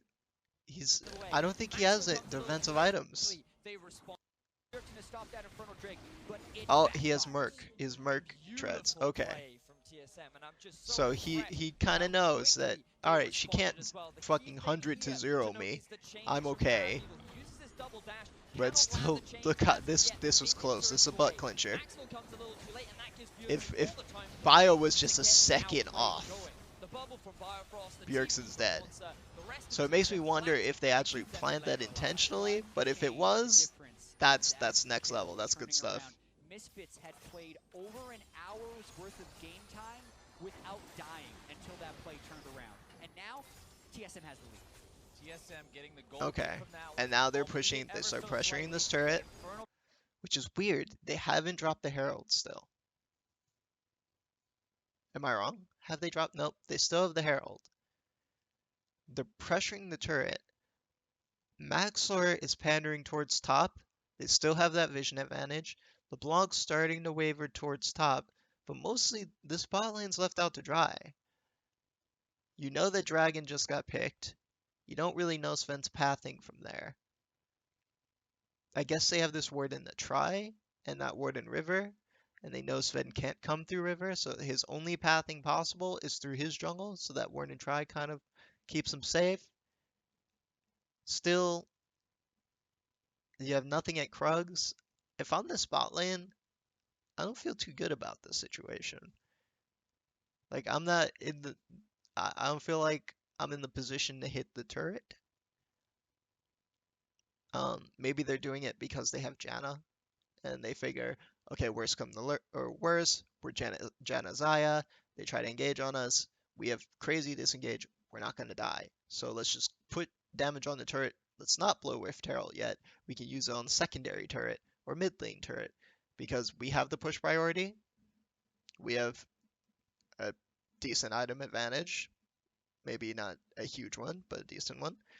And we have Janna Shield Zaya. You know what I mean? Like we can press this turret down without the Herald. Drake tie-up is huge. As long And as look at the Maxlor's top right left here, part of I your guess screen. they are safe enough. As long as Maxlor's right here. Because he can always come right to this blast cone and he'll be right in the fight.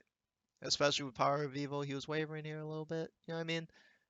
Not awful. But what should TSM be doing in this situation? They have pressure on this top turret. They just got an Infernal Drake to even that up. They just got 2 kills, so they're actually in a gold lead. I don't know if they realize that, but they are actually in a gold lead. Bjergsen has eyes on LeBlanc. No one, the junglers are basically invisible on both sides. Herald's down, Dragon's down. The only thing you can really do is allow Hanser to push, right? They don't have deep enough vision for that. Gragas could be around here. I don't think they saw him. World to get the outplay going. The bubble from Biofrost, the TP from Monster, the rest of TSM Turned around. And now, TSM has the lead. TSM collapse, and they keep their mid laner alive. No, they didn't see him. So they don't know where Gragas is, unless they're just assuming he's at blue. Misfits had played over an hour's worth of game time without dying until that play turned around. And now, TSM has the lead. So Hanser really can't get a push. He can't get a reply turret because he has no vision and he has no pressure. He has no support. So will be the next neutral objective to spawn in that bottom part of the map. Just a few okay, minutes Janna from now, backed. these teams are Yeah, gonna have Janna plenty to backed. fight She's over. gonna put the Herald in mid lane. Zaya's gonna take this turret by herself, or attempt to. Now that's low. So what does Hanser need to be doing? Well, he pushed the lane towards there. He's collapsing. I don't think that's a good idea. Because what are you collapsing for? They're not going to start a fight here. Bjergsen's under turret. Sven's in the top lane. He's at Krugs. You can't collapse on this. Their bot lane's missing. They still have Herald. You know they still have Herald. Like, this turret's dead. You're not going to be able to fucking collapse on this. There's no fight. There will be no fight. TSM still have a lot of control over the map, even though their vision has been pushed back slightly. Misfits doing their best to control this river. Yeah, I mean, I appreciate that he's trying to move, get himself over there just in case, because Shen has ultimate coming up soon, shortly. Neither of them have TP, so Hanser kind of has to be in the fight already in case stuff goes down, but I'd rather see him get his own lane pressure right now. Because these turrets are going down. Like, that's my mentality. These turrets are going down. There's nothing you can do about it. They have the vision priority in the river. They have full rotations at both these lanes, and they have a Herald. These turrets are going down. And I think a lot of it has to be on Han Sama's shoulders. Yep, there goes one. Turret gold there, got the turret gold bottom lane, has the 1 kill. He's 1,200 gold ahead of Double Lift, and he's got a Janna backing him up, so really Janna backed again. How much time does she have left on that Herald? It can't be... She can't have that much time left. I think it all comes down to that. Yeah, she had to release it all the way back here because they wasted a lot of time with that Herald. Misfits had a lot of chances to put that Herald here. They should have did it earlier. But now TSM's going to lose all their outers and they can't reply. So this is going to allow Misfits to put even deeper vision. As you see, they're starting to sneak vision up into this area. They've taken control of this area back from TSM.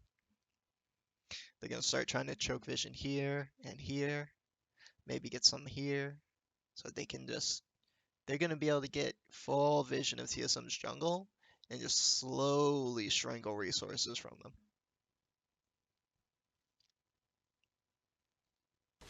And now getting this very significant outplay.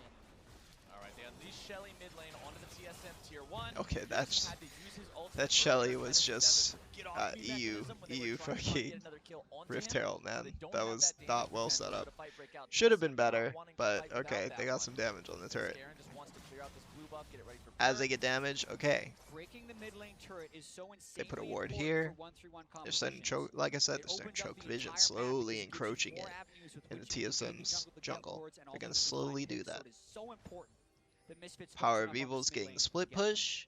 He has split push Power of Evil priority. starting on the Nobody split can push really team now. Gonna be 1v1 sitting Power up of there Evil for right top now. side.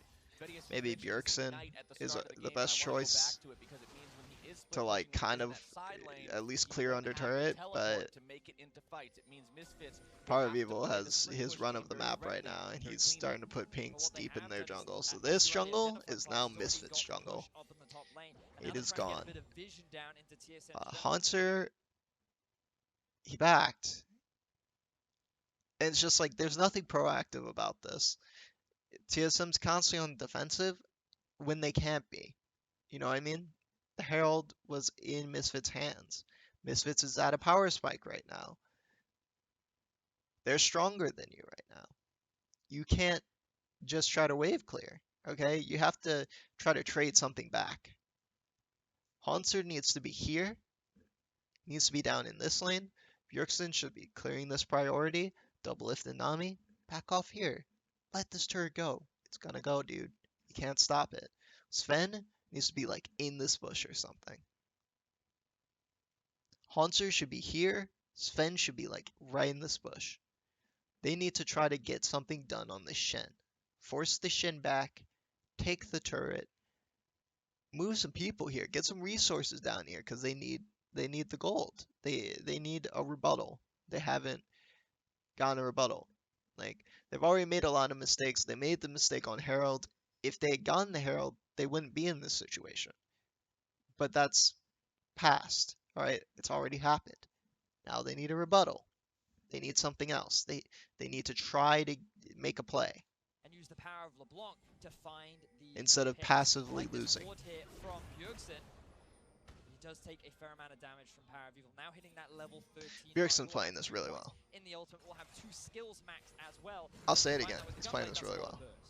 Flash away from Hansama, recognized he was in some serious trouble there as Haunter and Spin Okay, charge after. so they put You know, Jack, 4 you people mid mentioned that lane. They He's gonna see be Power looking of at Evil Hansama here. as one They of the see big Shen assets. here. He's now made 2 big mistakes that you really shouldn't They put be 4 people making mid at lane this and kind of try to level, pressure them because off in the this bottom lane, we objective. saw him go for a That very gives bad Shen the trade. push He ended up priority. forcing ultis out of Alfari Once and again, Ignar. Shen's Right ult's there, coming why back is up. he taking that path He has push priority. behind, I mean, through the jungle? Like, it's very easy for TSM to break He in. has teleport. That lowers the amount of pressure Power they of can apply Evil's in the got lane, push which is so priority important now. for them to open up. So he has to play And a he's clear got his game. run He's of the got map the here. advantage with the help of his team and also Oh, some they great choked harass out on some Double vision Lift here. early, but But he's he got had a his run of the forward map to the there. rest of the team. You can see Double Lift now. He's got his wits about him. He's building defensive as They're possible. they're still losing slowly in this situation. Okay, even if like unless they caught Hansama and Ignar off that rotation of 4 people, unless they caught them and killed them and then got this turret, it wasn't worth it. And the chances of you catching the Xayah Janna lane, I repeat, 0. I think it would still do a lot of damage. Yep. Need the gold to get those items. Okay, so now Haunter is pressed back in lane. He has to get back under turret. He has no vision. Sven is top for some ungodly. Are they playing around Baron? Is this a Baron play?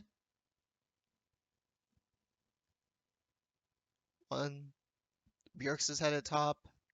They see Maxor's here. LeBlanc's here. Shen's here. Ignar's wavering towards bot. They're trying to get something on Haunter and then maybe push their turret advantage. TSM's going towards Baron. That's where their priority is right now. 22 minutes? Can they get it? How quick is their Baron? Haunter's TP is up. They know they have 0 vision. That's what it is. They have 0 vision in this river. Because they went back after LeBlanc placed the wards. Let's go back.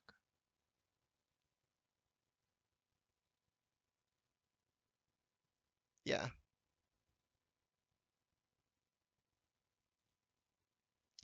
Okay. 2050. They had perfect vision, and then the clearing begins. Everybody on Jet, you mentioned TSM has pinks, we're going to be looking at and they Household just to be one of the make big this targets. They 4-man have made rotation. 2 big mistakes That's what the there. press was for. That's what pressing Ignore or Xayah back was for. They just wanted to get vision here, clear out all the vision from the side of the jungle, because they're putting Baron as their priority. They're saying, we're going to force them to play towards the bot side of the map, try to dive Haunter or something, try to get a secondary turret down here. We're going to sneak a Baron. That's what this play is. They're choking out all this vision so that Misfits can't walk Waver into the side of the map. Be making at early, but he's got to pay it forward to the rest. Right now, I want to And Misfits fall into that trap right here. They go towards Haunter, and the first thing TSM says, okay, Baron, go, go, Baron, Baron, Baron, Baron, Baron. But it's Double Lift who's falling behind nearly 40 himself. The story kind of being told as the solo lanes sacrifice. That's why Haunter's making himself look juicy. He's like, come kill me, come kill me, come get me. Even a big old croc can get himself out of, tries to, but can't quite do it. He will make Shen use the standing knife. Yeah.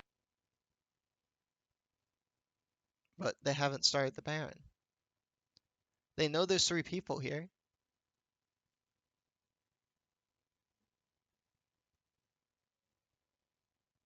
Did Haunter flash? Didn't he flash onto somebody? He flashed aggressively. Versus 1, not a situation that even a big old croc can get himself out of. Tries to, but can't. Okay. He flashed aggressively on the LeBlanc. I guess he went pressure LeBlanc, force the ultimate out of the Shen. Or it was just a bad flash, but I'm assuming he had some sort of plan on this.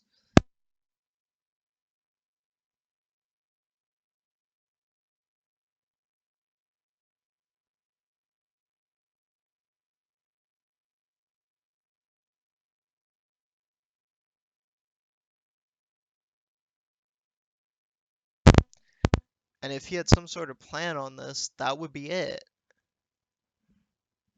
That would be the plan.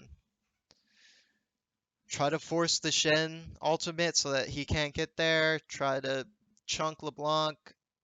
Waste as much time as possible. But if that's really the plan, these 4 members should already be on the Baron. They should have been on it by now. Quite do it. He will make Shen use the standing knife. Yeah, trades his flash for a Shen ultimate, really trying to pull off those quick Renekton combos that are possible with the Titanic Hydra to threaten that kill. I don't think he actually would have killed, but the gusto with which he went for it forced the Shen ultimate. They didn't do anything. He just died and blew his flash for no reason. Okay. Okay. All this vision is wasted. They could have made a play for Baron. They could have. I mean, maybe it's not the quickest Baron take, but they could have made a play for that Baron.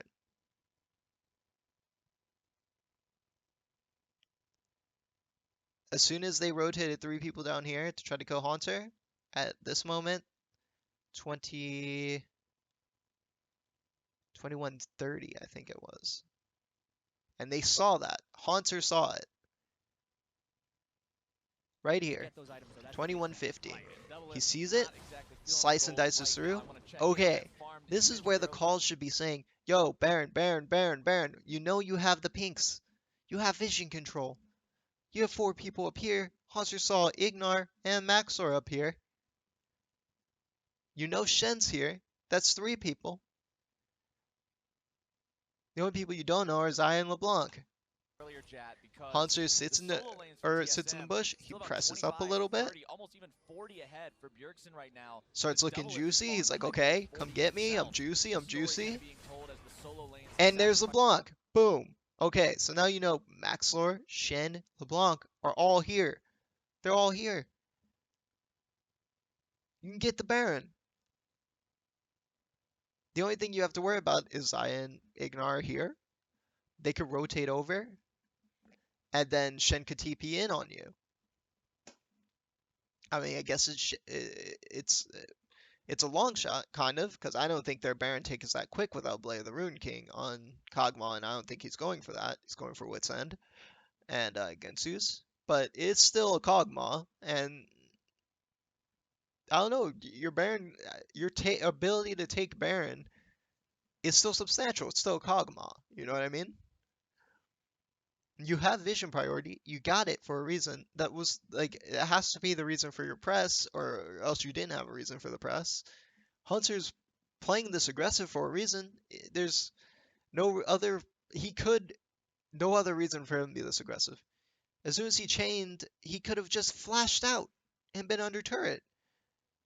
If they weren't going to make a play on this side of the map, why is he playing this aggressive? Themselves for bottom lane control. Haunter now going to be jumped on that 3 versus 1. It doesn't make any sense. Even a big old And then this makes even less sense. But can't quite do it. Unless like he was trying to force the Shen ult. And with that, with the Shen ult blown, you can go here. With the Titanic Hydra to threaten that kill. I don't think he actually would have killed, but the they got nothing in response. They lose a turret, they lose Haunter, they're about to lose vision. That's what's gonna happen. Of pushing their vision line deeper into the side of TSM's map, and you can really see it in the bottom side of TSM. So TSM's just getting choked out. They're just losing passively. They're not making any proactive plays here. I thought they went for a proactive play, or were going to go for a proactive play, but no, there's no. And now they're doing it. Kog'Maw is back. We're going for this one. TP now they're doing it. Well, but Misfits already have the Drake. What was the call for that? It looks so random. Security, he overextends ever so slightly, and now the dragon is spawning just in time. They don't actually know that they're on dragon. They just assume that they're at dragon because they have no vision in this side of the map. So this is all based off conjecture. They're saying, okay, they're probably going to go from killing Haunter to dragon and get the Infernal. Not necessarily true, you don't have any vision here. They could have just rotated back around.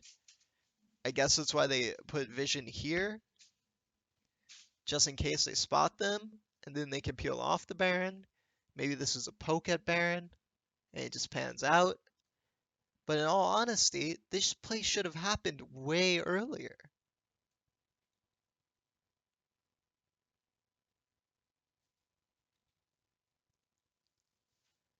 This play should have happened right here. Maybe even earlier than that. Right here. These 4 members should be already moving towards Baron.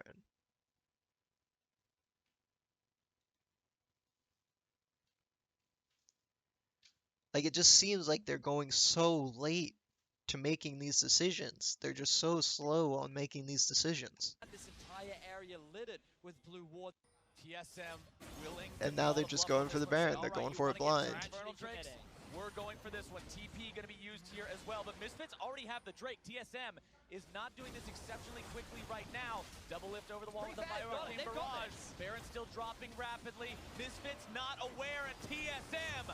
23-minute Baron. What was that play? So they snuck it and it worked out. But was it a good play? No. Was it well set up?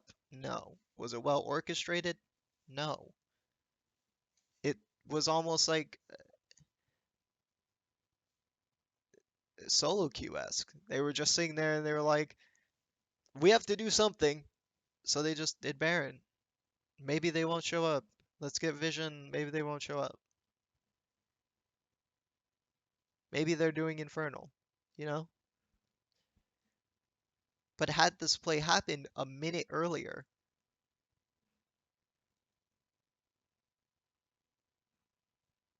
then it's a good play. Then it makes sense.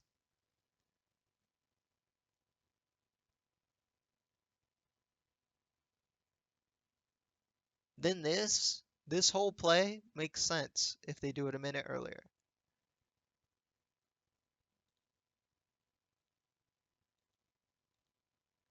Right now, double lift over the wall with the Myro barrage. Baron still dropping rapidly. Misfits not aware at TSM. 23-minute Baron. What was that play?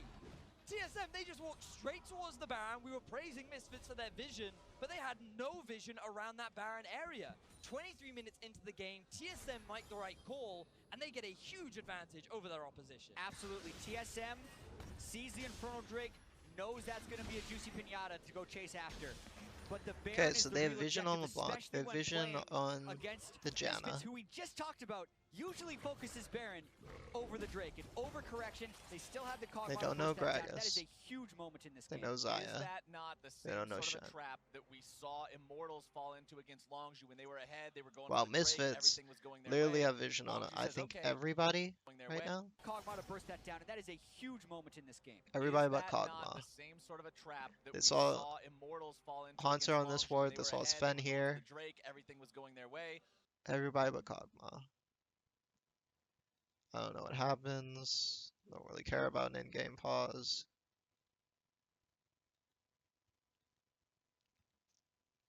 God, this is a long fucking pause.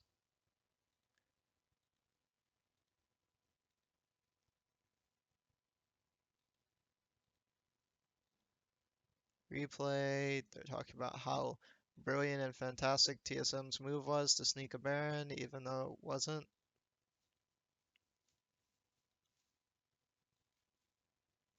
Like, a lot of these plays are working, okay? But against a better team, they won't work. That's what I'm saying. They're working against Misfits. And Misfits aren't a bad team. This team made it to the finals of the EU LCS. They're not awful, but they're no Longzhu. They're no RNG. You know what I mean? They're not even WE. Okay? So these plays will work against Misfits because Misfits are also making mistakes. I pointed out that Misfits has made quite a few errors, especially with their handling of the Herald and assigning pressure sometimes. Even like ganks are coming later than they should be. But it's working out better for them because at least they have some semblance of a plan. TSM is all over the place right now.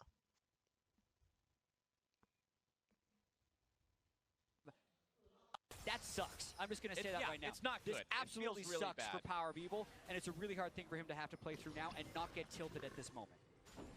All right, let's see how well Misfits can now Okay, play on the defensive. Sven goes Wait out that bot. Baron buff like you were They talking move about, 4 Thaddeus, people towards or bottom if river TSM can gain to give some Sven momentum pressure from this so one. that he Monster can pushing start up the putting bottom damage on side that turret. with those Baron enchanted And they're minions, going to makes it try to very pressure easy mid take turret down at the same time with this turret Baron. itself. Okay, they're going to get a TSM positive Baron slightly power up play off this. 500 Maybe gold they to get a tune of their couple lead outers. now. That might even get an inner. Not This much is to good. speak of, really. They need to utilize this to get as many objectives as possible. Tier 1 still standing in the mid lane for Misfits. Honestly, as I TSM would have tries to figure preferred out this.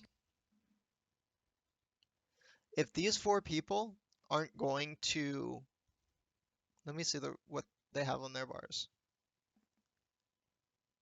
1, 2, 3.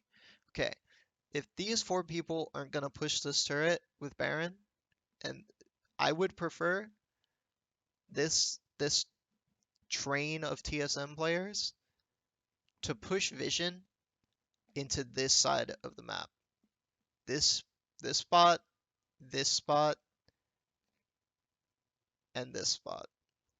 Get Vision in this triangle. That way, with these 3 pinks,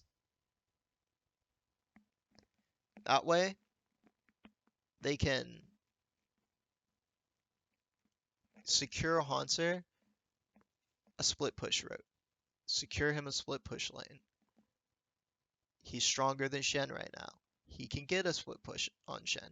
He can push Shen under turret. He's a level up. He has offensive items.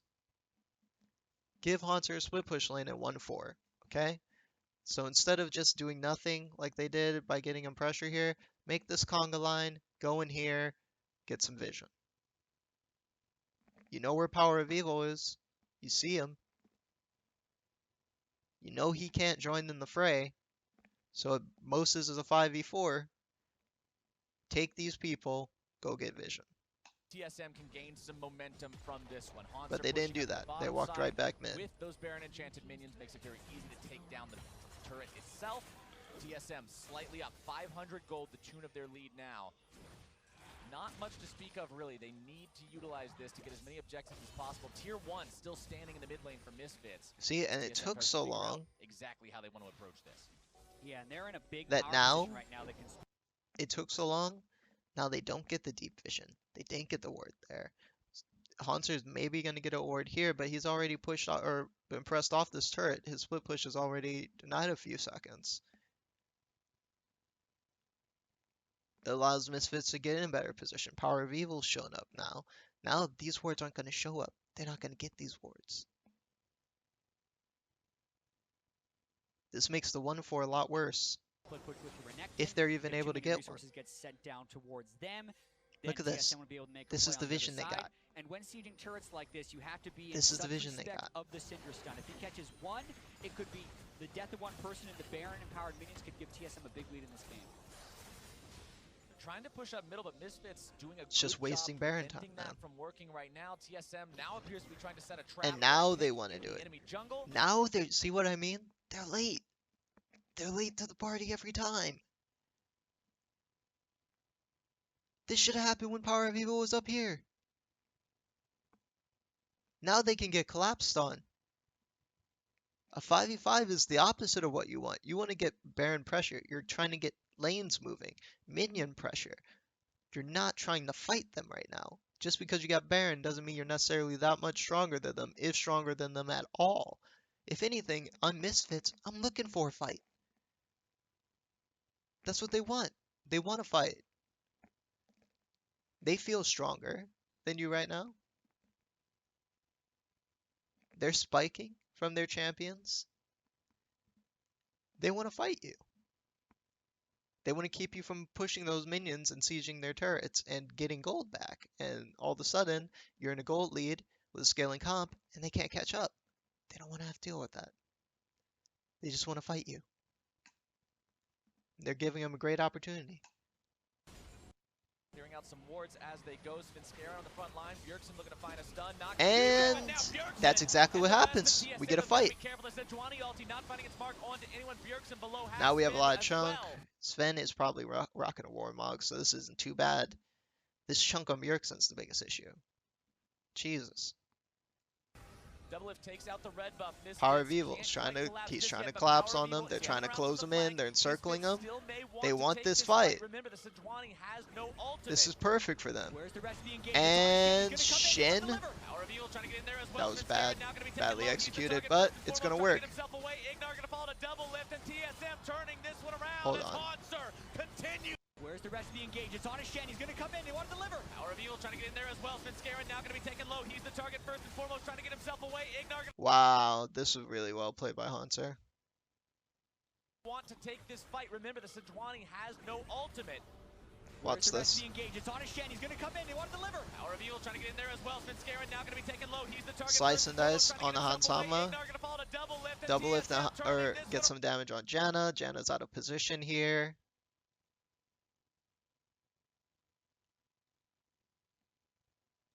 How does Janna get that far out of position? Has no ultimate. Where's the rest of the engage? It's on a Shen. He's going to come in. She tornadoes them. Okay, so let's start with how this fight goes wrong for Misfits. They use the Shen ult on the LeBlanc instead of using it for protection from a Syndra burst, because they want to engage on the Kog'Maw here.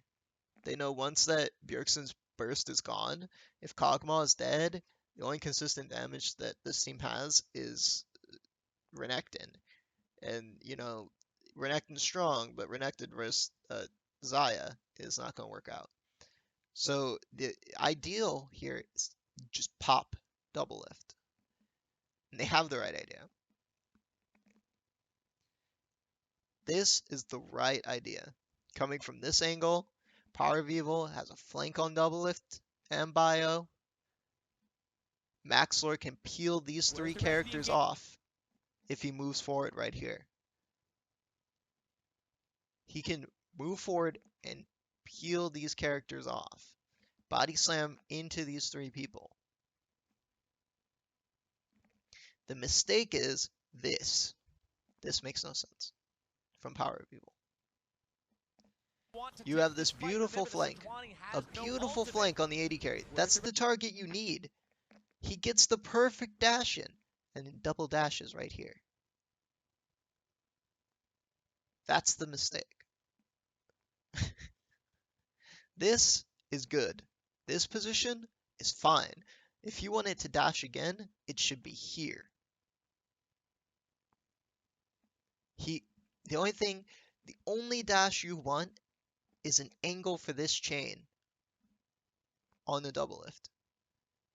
So this dash makes no sense. Here or here makes sense. He can angle a chain onto double lift. That chain sets up the Shen for a taunt, and that kills double lift.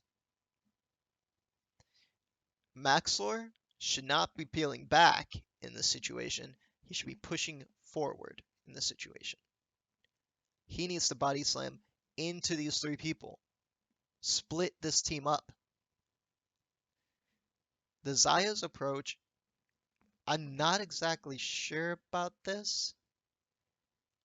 This is probably where the issue arose, actually. Because Zaya is coming from this angle, he's directly walking into Haunter. Haunter's stronger than he thinks. Okay? Bjergsen still has his ultimate. So unless he intends to like walk in and immediately ultimate, he's going to get jumped on by these three people. And that's going to force Ignar to use his ultimate. And probably what's going to happen is what I think is going to happen. Maxor hasn't pushed forward yet, so he's zoned himself from the fight. Hansama's going to engage. Hansu's going to push on Hansama. Ignar is going to probably flash and Monsoon to try to keep Hansama alive. And Bjergsen's going to just pop Ignar with with Syndra ultimate. Is that what happens? Rest of the engage. It's on a Shen. He's going to come in. They want to deliver. Power of Evil trying to get in there as well. It's been scary.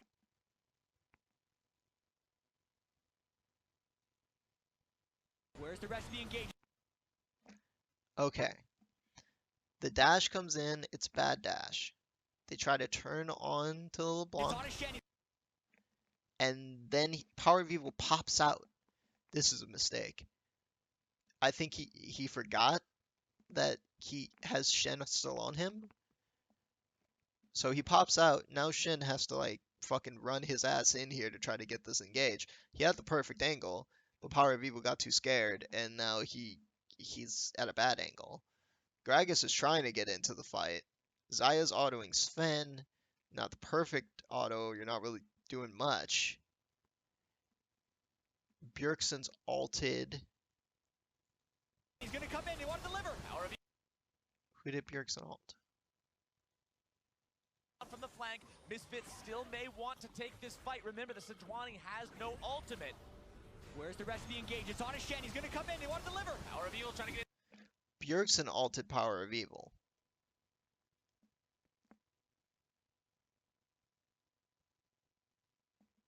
Okay. Bjergsen ulted Power of Evil. Hansama still training the Sejuani. Gragas is a body slam back in. But as this is all happening, this all looks great. It's all fantastic. Ignar is ulted for Alfari and Hansama and Power of Evil so that they're basically safe. They have protection. They have healing going on. They have Ardent Sensor proccing on everybody. But Double Lift is untouched. The engage is all flopped up. Double Lift is untouched. No chain on him. No taunt on him. He's just gonna free hit. And free hitting Kog'Maw is exactly what this team wants. They want a free hitting Kog'Maw. In there as well. Svenskeren now going to be taken low. He's the target first and foremost. Kills Janna. Ignar going to fall to double lift, and TSM turning this one around as Haunter's pushing on Shen. Double Lift gets free hits on Shen now. That was so close to being. So,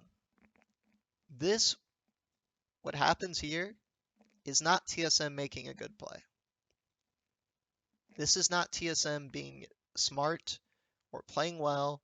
This is TSM doing exactly what TSM always does. And, you know, just they're playing a team that's not as that good. And they're just going to beat them in a team fight. Because the enemy team misplays the team fight. That doesn't make this intelligent. It doesn't make a good play. Okay? So notice the difference. This is not good by TSM. It's very bad by TSM, actually. Against a better team, this doesn't work. They get aced, and they lose every Baron. That's what happens against a better team. If this is Longzhu, this is RNG, TSM gets aced here, they lose their Baron, and then they lose this turret, they lose this turret, maybe even an inhib turret.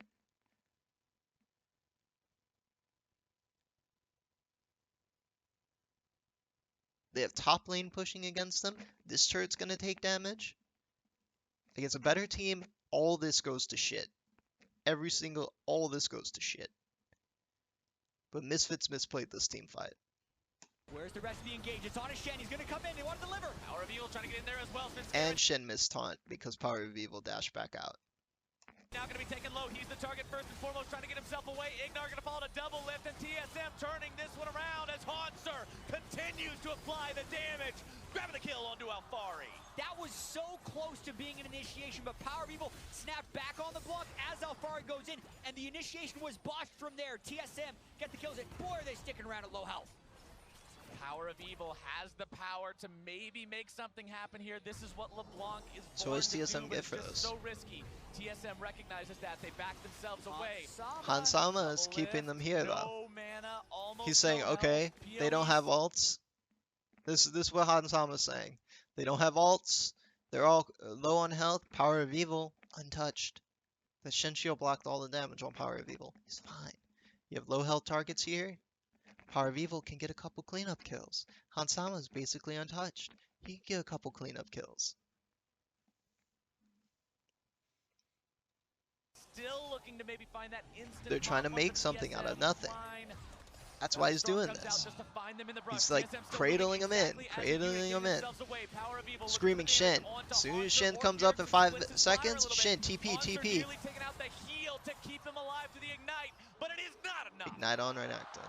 Wow, such teamwork attempt there by TSM to all kind of And they save got one. each other as Misfits go in there, but there were so many missed opportunities for Misfits during that fight. Honestly, TSM they did could have got more than everything one. in their power to navigate out of They that could have got a fight that couple of Misfits them. managed to find. If Such a close Power fight of Evil between had the two just teams. committed, It was Misfits that come out on top. Unfortunately for them, they and couldn't Xayah had just translate it committed, into they any maybe would have got a talent couple of them. advantages, And that would have then turned to this around. They would have got way more even turrets trade off kills were a this. slight favor to Regardless, TSM, I believe, but the gold's still regardless, still very close. the Baron is gone. That sneak Baron that TSM just took, the one that could have brought them into this game more, even though the gold is very similar. Misfits actually behind in gold. This game seems like it's in TSM's favor, but it's not. Misfits has more map control. Misfits is at a decent position with their composition. They have 2 Infernal Drakes to offset the scaling of TSM's comp. They have pressure on the map. So actually, this gold lead is telling a lie. TSM is actually behind right now. Very behind. That Baron, they need to knock down this turret. Maybe get this turret down so they can get some deep vision. Start offsetting the pressure on the map that this turret is allowing from Misfits. They needed these turrets down. And they got nothing. They had a Baron. They got nothing for it. Nothing. Why? All because of, was it 5 minutes back when that conga line did not go in there and get vision when they could. They did not set up the 1-4 that they needed to set up with the Baron, so they didn't get anything done with the Baron. Instead, they start setting up the vision for the Baron as soon as LeBlanc had already, they saw her on the pink ward up here, the conga line moved, LeBlanc started moving. As soon as LeBlanc got here, they started moving in for vision. All of a sudden, Misfits is back together, and they're saying, hey, they're moving into our jungle, it's warded with vision, 5-on-5, we're stronger, we can fight this. So what do? They start pinching in on them, and they try to get a fight, and they do get a fight on them. And in any other circumstance, any other team plays that fight, and they play it right, like if Power of Evil doesn't blink back to his clone, if Power of Evil dashes closer to Doublelift to get his chain on Doublelift, that's an ace, and TSM loses the game. That's simple. And all the work they got for that Baron, down the drain. Game, and now the Baron has worn off. Misfits have successfully defended, and now we move into a neutral state in the game once more. And that all started with a red buff, Captain Flowers. It's honestly incredible to me that TSM got Baron and Misfits still has a tier 1 turret standing. And this is so key. They're trying to use the block as a Shen delivery system and find taunts on the flashless targets like Bjergsen. Power Beaver goes in, but he snaps back before Shen arrives, so no one gets onto Bjergsen. Great bubble on the Janna ultimate from Biofrost onto Ignar. Doublelift and Hanser are now unleashed because the backline is free, and TSM carry the fight from there. Really well played there from TSM, and just a big misplay from Power of Evil. If he had stuck into the middle of the fight... And just for a heads up, if any of the EU fans, and I'm not hating on the EU, you guys have done better at Worlds than NA in every World Championships, don't get me fucking wrong. NA chokes at Worlds, and the way that this played, it shows that NA there's some serious problems going on here with TSM. But that team fight is why Misfits cannot beat SKT. Because against Korean teams, you get one shot. They don't let you make countless mistakes and not capitalize on it. You mess up that team fight, you give them that room to breathe, SKT is going to bear down on you for it. They're going to take as much as they can take from that. And that's where they're going to beat you. Even if you had this gigantic lead, that's where they're going to beat you. The play's not clean enough. Just a little bit longer, taking advantage of the Shen ultimate. That taunt could have swung the fight so heavily in their favor, but he pulls out. He doesn't want to commit. He doesn't want to take that risk, and it ends up backfiring for them. Yeah, but the risk of staying in is winning the fight. If you go out, you lose the fight because the Shen can never access it. So, tragic mistake right there. The sad part is that even though this is played out awfully, and TSM has been playing this out kind of like baboons, because Misfits is mishandling the situation, TSM is making it to late game. They're slowly making it to late game. So now you understand why TSM kept picking these compositions, why they kept picking these late game comps. Because they're so used to people mishandling these snowballs, mishandling the leads that they have, that they figure we can just pick these comps and eventually we'll beat them. But what happens in the second week is people clean up their play. WE cleans up their play. They play an early game comp. Flash Wolves cleaned up their play. They played an early game comp. And when TSM played for the tiebreaker, Misfits cleaned up their play and played an early game comp. I think. I'll have to VOD review that one, but I'm assuming that's probably what happened. And they won because of it. Because you can't always, if you're going to play a scale to late game composition, if you're going to play with the Kog'Maw, you have to build towards the Kog'Maw in the draft stage. Build better than this. If you're going to build like this, know to which components you have to play towards in order to execute your composition still. You can't just play without a plan and expect mechanics to take over, because better teams will beast you for it. Why? Because this is the world stage. This isn't NALCS. You're not playing Envy. You're not playing Dignitas. You're not playing Phoenix 1. You're playing Misfits, people who made it to the finals of EULCS. World Elite, a team renowned through China for being probably some of the most mechanically gifted players in China and having great strategy. Touted as being the #1 Chinese team, even though I actually completely disagree with that. I actually think RNG is by far the #1 Chinese team at this tournament. But World Elite has shown that they are they're not bad. Flash Wolves came out on top of the LMS. These aren't bad teams. They're not bottom of NA. They are best in their region. You can't play like this. previous distortion. Jurgensen doing what he can to just zone Power of Evil off that all-in combo. You can even see Zhonya's now being worked towards by Power of Evil, so maybe next time he'll have that extra defensive utility to be able to stay in the fight a little bit longer. But note how Misfits still have pressure on 2 lanes, in mid and in bot. They don't care that much about top because the Mountain Drake is spawning soon, and that's going to be their next main objective. Alfari just needs to hold Haunter off for the time being. Okay, so Baron ran out. And what's starting to happen here is exactly what was going to happen before TSM took the emergency Baron that kind of released the pressure from it. It gave that emergency Baron was giving the illusion of TSM's lead. It's what gave them this influx of gold, this bonus gold. It's what relieved the pressure from the fact that they don't have turrets. They don't have this mid turret down. The fact that they're still pretty behind. Zaya's hit 3 crit items. Like,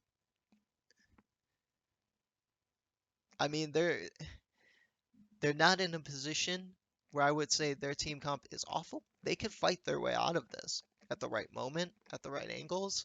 They may be able to get a fight because Misfits has mishandled the situation pretty poorly. They've quite a lot. They've mishandled the situation. They've thrown a lot of their lead where they could have had a much bigger one. But Misfits, they don't awfully scale. The thing that's scaling the worst for Misfits is Power of Evil, and Syndra doesn't scale much better. Hansama's still doing damage. He's doing more damage even. So both teams right now, I would say advantage Misfits. Advantage because of map control. Not because in the team fight, they're like overtly stronger than TSM. Doublelift is going to put out some damage here. If they don't get on top of Doublelift, he'll make them pay. But because of the map pressure, the way it is, TSM's behind. To go for like the Hydra to have that extra bit of wave clear and trading power. See all this vision? I mean, to be fair, this is redundant as fuck, but that vision, TSM, Misfits have vision. They have TSM in the dark right now. And they're closing in on them. They want this fight. They're going to try it again. They're going to go for it again. That's what they're saying. Okay, it didn't work last time, but that's because we execute it poorly. Not because we can't do it. We can win this fight. We can win a fight against them. So they pushed them off? Hey, they don't want to fight us. They want to run away. We're going to take the free objective. Let's take the free Mountain Drake. TSM contest. Now LeBlanc's coming around the back. Shen's in base. He's ready to ult. He's ready to TP in. Ult's not up yet, but he's ready to TP in. They got the Drake. Okay, no reason to pull the trigger. Alright. Pushing slowly into the Baron area. They know Baron's spawning soon. And now Alfari has left the base. He's making his way up through the middle lane, ready to join his team. But TSM, they want this. Now it's the Baron dance. They want Misfits to group up. They have control of Baron. Look at the sad part is this. This whole thing didn't have to happen. The Baron dance, I see this in NA EU fucking fights all the time. Like NA EU competitions, even like NA Garena, NA fucking LMS sometimes. Even like EDG NA, like the Baron dance is so typical. And it's funny because this Baron dance doesn't have to happen. Misfits could start this fight. They could start this fight and they could win. As soon as Power of Evil gets this flank, Misfits can start this fight. He's corralling them, right? Corral, push forward. Shen should have been TPing there. Waiting for the Shen ultimate in base so we could ult in with home guards, but they call it off. TSM continuing to push. They've got priority over the mid lane. They have the inside track. Still quite a lot of damage. Like they have Cask up from Misfits. They have all their ultimates except for Shen ult, which will come up, and they can use that to shield Hansama. Shen should have been TPing at that minion to flank on double lift, and Power of Evil is crowling them into it. So as TSM's backing up, they get engaged on by Alfari, Maxlor. Let's go back to the exact moment. Right?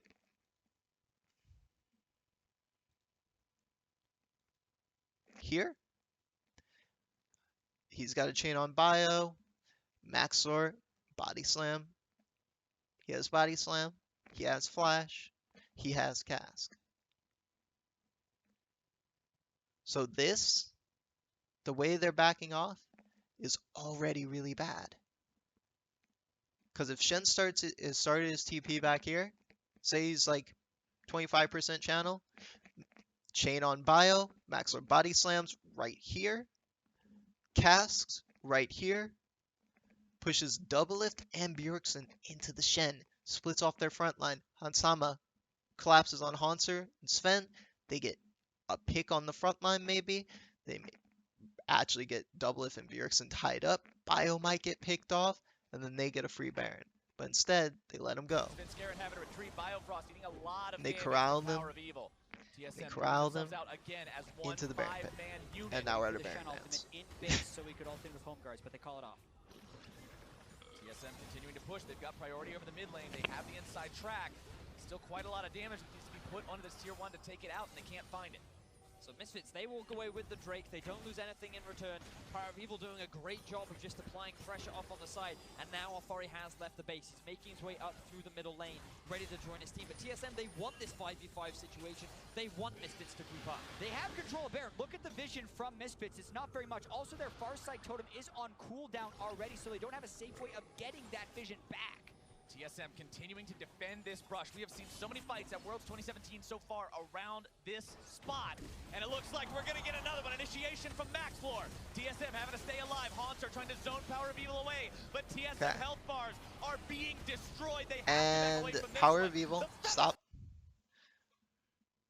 This initiation was kind of botched, but this just shows Misfits is ahead. And this is the problem. They want Misfits to group up. Look. They have control of Baron. Look at the vision from Misfits. They it's walk forward. Also, their far side totem is on cooldown. They're gonna so they don't have a use. safe way of See the lines on Misfits? See how they set their lines? Okay, we're going into an unwarded brush. This is dangerous. Tanks in front. Squishies in back. We're going in deep. We're going in raw, boys. That's what this is saying. Power of Evil starts flanking around the side. He's LeBlanc. He's okay. He's going to try to get a flank on double lift. The tanks are in front. Squishies are in back. Seen so many fights at Worlds 2017 so far around this spot. Right here. You see this? 2 tanks in bush. 3 squishies lined up on a wall against a fucking Gragas Shen.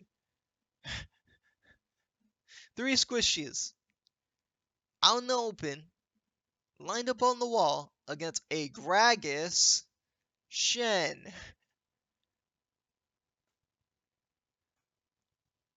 These tanks they're not in position. These lines they're not formed. They're not in position to block this engage. Maxlor, he's flash body slam on these 3, and then Cask is gonna go off, split this area, split the tanks, squishies up here, kill the squishies, kill the tanks. And it looks like we're gonna get another one. Initiation from Max.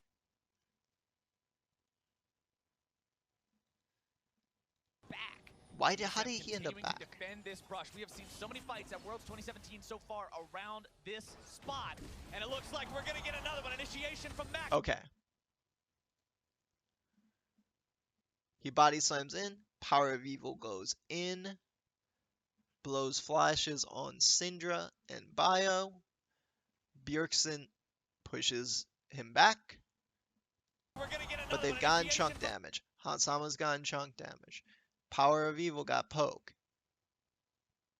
They blew the ultimate off Sven onto Maxlor. Totally useless. Completely useless. He's locked down a tank. Damage is still coming through. Sven should have ulted Power of Evil, if anything, on the Dashin. Should just do it this way. But he ulted Max Lord. That's good. It's an ult down. Cass still hasn't come out yet. Max Floor.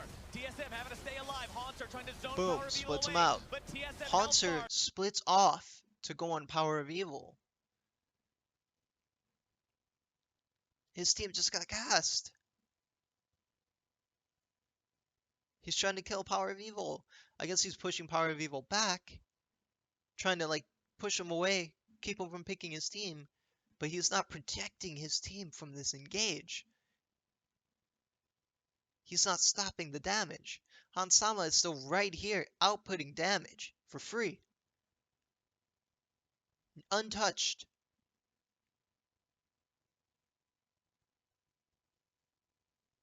He doesn't need to be chasing LeBlanc, he needs to chase Hansama.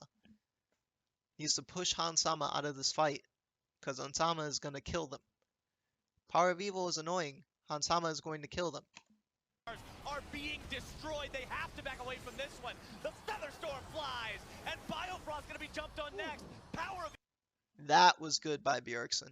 He ults Power of Evil to force Power of Evil back and out of the fight. He has to heal now. Now, if they want to keep chasing, it's all Hansama damage. It's all on him. The issue here is Haunter's now half health, so he can't force Hansama out. Hansama is free hitting. They just have to run. They can't fight back. Evil barely They've walking already away. botched this fight. Flash into the taunt. Hansama They've got flashes the forward. lockdown. Bjergsen's out He gets there, and Bjergsen. Hansama writes his death note as the rest of Double TSM is trying has to like escape. hide his best Oh, out they of this, want but he so doesn't much have more. much to They're work not with stopping here. this Doesn't have chase. much defense. Monster trying to return some damage, wants to punish this chase from Misfits, but they're so far ahead in terms of health. TSM has nothing they can do. The jungler is With still Bjergsen alive down, in that's a TSM, free Baron. though. Misfits, they've got a lot of low health members, and if they want That's to a free start Baron. the Baron, there's the risk of a steal. Haunter has the teleport too. He didn't lose his GA, so Misfits, they're just going to walk away with the...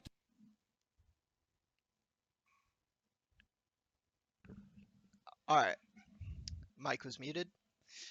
That was worth making, Okay, but I so think it I was the right liked one, the chasing way through to get a that few more Misfits kills did based this. on how I like TSM the was still fact be able to that harass they it. put pressure, Gotta they say, got the Max kill, Lord they is didn't having overextend for the an turret, even though I incredible think they game. could have put some pressure on the Initiation secondary after turret with that initiation wave sets things up, crashing, but it hasn't been but they went back, quite they got enough vision. to They actually decided get to give vision But control think about over all Baron. the summoner They're gonna spells pressure that have Baron. now been used from both sides. If Maxwell TSM can get that reses. same kind of initiation, Haunter, or they send Sven Haunter could bot do the lane. same They're for like, okay, TSM. get that wave pushing. We're going to try to force Misfits to do something, and then we're going to engage on them. And this, on this side of the map, that's how the TSM has to play this. They can't... You don't want to fight from red side with a Kog'Maw as the aggressor on Baron. You don't. The reason for that is because the way your lines are set up in a team fight. No matter what you do as a Kog'Maw in that situation, a Kog'Maw with very little peel, very little disengage, mind you, remember this. TSM didn't draft an amazing Kog'Maw composition where they're giving Doublelift as much room as he needs. Doublelift has no flash. So, they don't want to be the aggressor on Baron. They don't want to have their AD carry out here, the backline out here, their line set like this, with their backline showing, because it just gives a free engage for LeBlanc, or Shen, or Gragas, onto Doublelift, onto Syndra. Neither have flash. So they can't do that. They can't be the aggressor on Baron right now. So, what do Misfits do? They start the Baron. They say, okay, come get us. And right as they see TP, disengage. Perfect. That's all we wanted. We want Renekton down here, stuck, bottled up in a 5v5. Now we have split push priority. And they scare Misfits away for now. So Baron TP is gone. resetting. Might see yet another fight here in this First thing topside Misfits are river. going to do This is is the send out Misfits we Fari were to the talking bot about. lane. The way in which they Back, play around Baron, they get use bot it as a lane means pushing, to force their opponents to make a move, and bottle then up they this just push. disengage. They get the teleport out from Haunter, and now it's so TSM much is harder for him now to move off stuck. onto a side lane, They whereas start Alfari, staggering their his backs here. ultimate is down, hesitant And I to move like off to the this. I bottom like lane. that they stagger their backs to sneak vision, to sneak extra pinks. But once it's up, Misfits are the ones that will have that side lane pressure, and it makes things harder for TSM to control the map the way they want to. TSM. Doublelift's gonna stagger his back to get a build run of Cutlass. Yeah, they should Free win. play is They should useless. first week, and the fact that they're putting this much And pressure like I said, I don't like that back. I actually think he should have got a Vamp Scepter and extra pinks, extra red wards, control wards. Because the extra damage from Vamp Scepters, it's negligible. Like, at this point, like, he's not really getting much from it. A Vamp Scepter is just as good as a Cutlass. You know what I mean? Yeah, maybe you have some unspent gold, whatever. Buy the Vamp Scepter, get pinks for your team. You need vision. Shen goes in bot lane, he gets it pushing. onto TSM has got to be such a big And now confidence Misfits are boost gonna for them, say, regardless of the outcome. okay, Absolutely. TSM, the group alright that TSM, everybody the says, onus oh, yeah, is they on should you win. They should TSM. win Group D. Misfits, a lot Make of people something put them at happen. the bottom. A Now lot it's of your people said, turn to do what these we guys just did. probably don't stand much of a Force chance in this something to group, but happen. now Because they're the Shen is ones going to who keep have been pushing. looking so damn good in this game against TSM TSM can't send anybody to reply. They don't have a teleport. so far. That Baron, that So underestimation now the onus is of on the them. speed which TSM's like, TSM can okay, take it, well fuck. that's what ended up costing We have them. to start the But other Baron. than that, We have to it's get been a this pretty clean Shen game. Yeah, and out the of big that thing that's lane. costing TSM right now is that teleport that Haunter used when Bjergsen showed top lane for the minion wave, and Misfits turned around Baron, because that Shen, as slow as he may be moving because he has no Hydra to hit that turret, is going to kill that turret unless TSM make a move on the other side. Red turret destroyed. And that's what they do. Okay, we gotta go. We gotta go, guys. We don't have a choice anymore. Shen is on the inhib. Fuck it. Go Baron. Go Baron. Go, go, go, go, go. It's either fucking Baron or it's full back, stop the inhibitor take, and lose Baron. So either you lose Baron or you lose his inhibitor. It's one or the other. Their only choice now is to push onto this Baron. They're like, fuck it. Everybody, we're going to run this Baron down. We're going to force the Shen back. Unfortunately, like I said, Misfits want this. This is what they want. You don't have a lot of peel for Kog'Maw. You're not running a lot of peel for Kog'Maw. You're not running a lot of shields. You're not running a lot of crazy disengage. Your comp is weird. So as soon as you're red side and you're onto this Baron,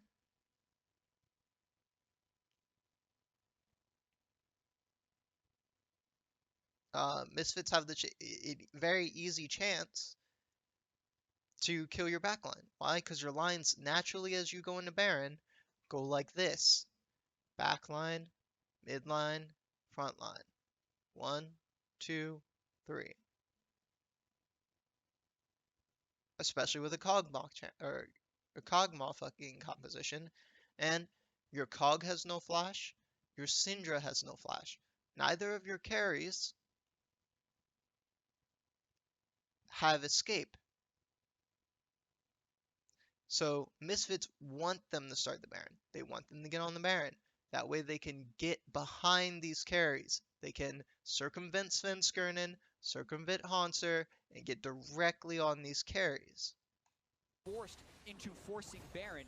Otherwise, the Shen's going to take an inhibitor. They just got to go and try to fight. And there you go. And now you see it. So now they try to engage on the Maxlor. Okay, we're going to fight them then. We're not going to do Baron. We're going to fight them. Shen TP is in. That was actually good. They got Maxlor very low. They've split their lines. But the issue is this, right here. Power of Evil, he's still right there. He's right behind him. Doublelift still has no flash. Haunter's chunked. Doublelift still has no flash. Power of Evil's untouched behind 3 squishies. Front line is facing this way. On some of it, the feathers fly, and he's forced to retreat. The feathers will stay down. He doesn't recall them with the blade caller just yet. TSM now backing themselves away. Haunter, They're no back on the Baron. ulti. TSM Maxler's back on the going Baron. around. They're back on the Baron, but they accomplished the goal. He's getting gonna the try shut to. off without. They feel He's so chunked confident. out. He can't really be in this fight. If he engages in the fight, he's probably gonna die to double lift. So he goes around. He's gonna try to force a 50-50. And Misfits is trying to pressure from the sides. Doublelift and Bjergsen are trying to zone Power of Evil off, trying to keep him from getting these weird flanks where he gets a chance to kill them. So like they're trying to put pressure on him before he could put pressure on them. But in this play, incredibly risky. Svenskeren tanking the Baron, losing a lot of his health to this one. Bjergsen low. Now they're on getting mana. a little He can't chunk thanks to contribute Baron. very well Power this gets a fight. little chunk Power there. of Evil, more chains coming through, but TSM backs away. So many ultimates are unavailable for TSM TSM. backs. They don't feel confident. I love this from Hansama. Svenskeren tanking I the Baron, love this. losing a lot I of his health to fucking this love one. this from Bjergsen Hansama. low on Hansama, this is brilliant. He sits there, he sees what's happening. TSM's disengaging. We're not going to kill him here. We haven't corralled him. TSM's disengaging. They're not getting the Baron. We probably, at most, will get a 50-50 shot at Baron. Fuck it. I'm going to put pressure mid. on mana. He can't contribute very well to this fight. Power of Evil, TSM more has no chains vision coming of this. through, They but don't see TSM backs Hansama away. leaving. So many ultimates are unavailable for TSM. They don't feel confident to stick enough in this fight. And Hansam are going to quickly try to punish. Misfits playing Boom. around this Tier 2 Baron turret. beautifully. Free. And they're forcing TSM back. And Oh, no, TSM, brilliant play as well. They fake backs in that bush. They fake their backs, making Misfits think, okay, we can stagger our backs. We're good. They're not going to do Baron. They backed. We're going to get a free tier 2. And TSM goes straight for Baron.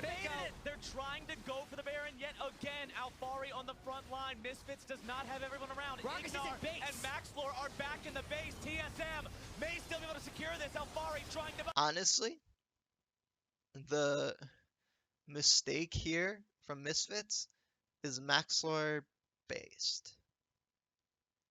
Maxlor was low, yes. Not insurmountably low. He is a tank. He's got regen. He's got Janna. He's got ways to he's got smite. He's got ways to get his life total back up. Okay?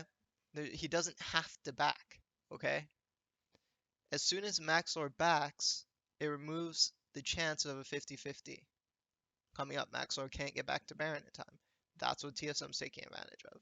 They're like, okay, we saw Maxlor back, so we're gonna go. By the time, but double lift is gone! The Baron's secured by TSM, but they So still TSM lose gets, they get One. Baron, An but they lose aggressive double lift, call, and they the lose GA Haunter. pops So up. is the It's Baron the really second worth it at death, this and now point? what do they Maybe do not, with 54 because seconds, 36 Misfits, seconds, those are death now pops for they have TSM. a This is the chance it's for a 5 on Misfits to 3, push they're up, 2 take man whatever advantage. they can find. You've got TSM that has 5 Baron. versus 3 They have moment. You've got the minions waiting right outside Baron. the base. That's it's it. time to break it You know what I mean? Like, Maxlor's they don't flash have is insane up. wave Bjergsen clear. is not. They He's don't gonna go have a for it. real way to stop Bjergsen this. They're having probably to going to lose a respect couple this, inhibs having here. to back himself away. TSM knows there's no way to defend this here. Look at the Elder Drake as well. Misfits, if they get the inhibitor and turn this double Infernal plus Mountain into an Elder, that's still a pretty big game. What a fantastic fight that we are seeing between the EU and North American representatives constantly Okay, back and so forth. now, TSM with the quick decision yep, making, but and they're going to Misfits set up a coming out death with the brush here teamfight wins. in case Now TSM get tries to concerned come and about stop the Elder. They do use the far They side get in into the hit, they're pits. going No for Elder, flash and they're on setting up a Bjergsen. death Wherever brush. he goes, he's in danger. Power of Evil And comes out. they fell for it. Okay, let's see where this starts. Doublelift died at Baron, so he's coming from base. Misfits sit here in a death brush. They sit here in a death brush. So TSM is proxying to be in position for Elder if Misfits try to start Elder. Now, I think a lot of people have seen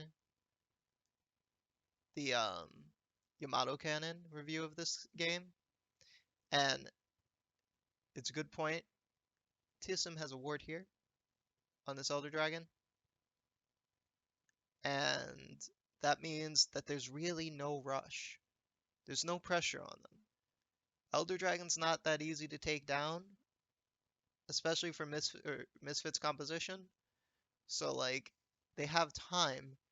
They don't have to make this path, especially this warded path where they could see Doublelift walking all the way down here. They know exactly where he's headed.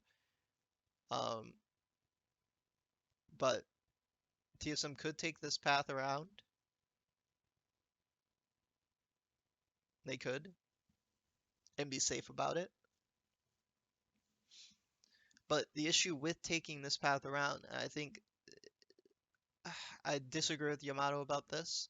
The issue with this path around is this is all warded by Misfits. This Death Brush doesn't have to stay this way, okay? They're very close to Elder. If TSM takes the long way around through all these wards, Misfits is going to abandon this brush and go right to Elder. The distance is so long around this area and then towards Elder. By the time TSM gets there, the Elder probably will be done. So TSM does have to come this way because it's shorter. It's just short enough where if Misfits were to start Elder right then, which they could be doing, TSM has no vision of Misfits. If they start Elder right then, they can reply, they can get there in time, they can push them off it at about maybe a half health Elder Dragon. The smart thing about Misfits play in this situation is they're not setting up a Fnatic brush where they're expecting somebody to face check because, you know, this is 2017. No one's going to check Darkness that way, hopefully, in a professional match. What they're doing is they're scouting Doublelift. They know summoners, okay? They know timers. They say, okay, Haunter's not up. Sven has already walked forward. He's at the front of the line. We have Power of Evil, and we have Maxor with Flash, and Cask, and a Shen with Flash and Taunt. So we can either pick off a Bjergsen with no Flash right here over this wall, and there's nothing that can be done about it. Their lines aren't in the right spot. Bjergsen and Bio could have been the target in this situation. Or we can get Doublelift as he's walking up. Now TSM, they're concerned about the Elder. They do use the far side into And the now pit. TSM, they're hugging this wall. They're proxying. They're like, okay, they're not on Elder. Where are they? You know what I mean? And look at Doublelift's pathing. It's super safe pathing. He's hugging the wall. He's saying, okay, pit. I'm No going to flash just walk on Bjergsen. directly up this wall and try to get to my team Wherever he goes. right here, just in case something like this happens. The issue here isn't Doublelift walking to his team. The issue is Sven Skirnin being here. These three members, TSM has been, this is like the 5th time I've seen them do this with this composition. Their lines are fucked up with this composition.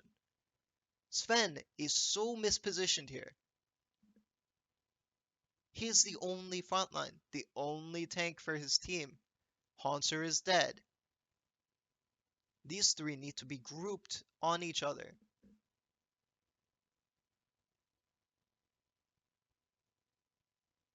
At least have Sven right here bringing up the rear, not in the front. Miles ahead of his teammates.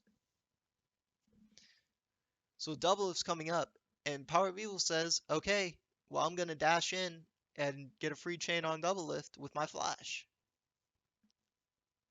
Goes, he's in danger. Power of Evil jumps out to the vision. Double Bam. the Maxer comes in, Flash Body Slam Cask, Shen Flash Taunt on Doublelift.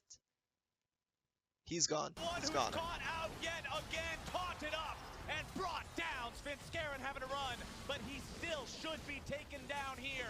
4, make it 5 versus 1. But like I said, unlike Yamato Cannon said, there was no way out of this scenario. It was going to be Doublelift or it was going to be Bjergsen. They were still 4v5. Misfits has the long range engage. They have their flashes up. They can make this play. Even if they take the long way around, Misfits has it warded, they will immediately start the Elder Dragon. and they'll probably finish it before TSM is able to make that path around and back in. If this area wasn't warded, was not warded, then TSM can make the long path and they can sit in this bush and they can wait. But because it's warded and Misfits is sitting right here, they can't make that path. Because as soon as they step in these bushes, Misfits starts Elder. Think about who just died for TSM. That's double. One of the big carries of the team has been taken out. Bjergsen still has no flash and died for TSM. That's also, this is the one where everybody is always talking about doubleless flash. I want to make sure about this because I think he did make a mistake. No flash on Bjergsen. Wherever he goes, he's in danger. Power. Okay, right here. Right there. At this exact moment, doublelift should flash. He has his flash. Chain is connected. He sees Gragas. Everybody's rushing out of the bush. Doublelift should flash right now.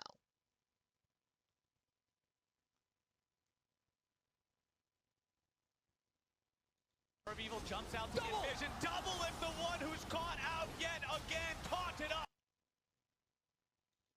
And brought down. Svenskeren having a run, but he still should be taken down here.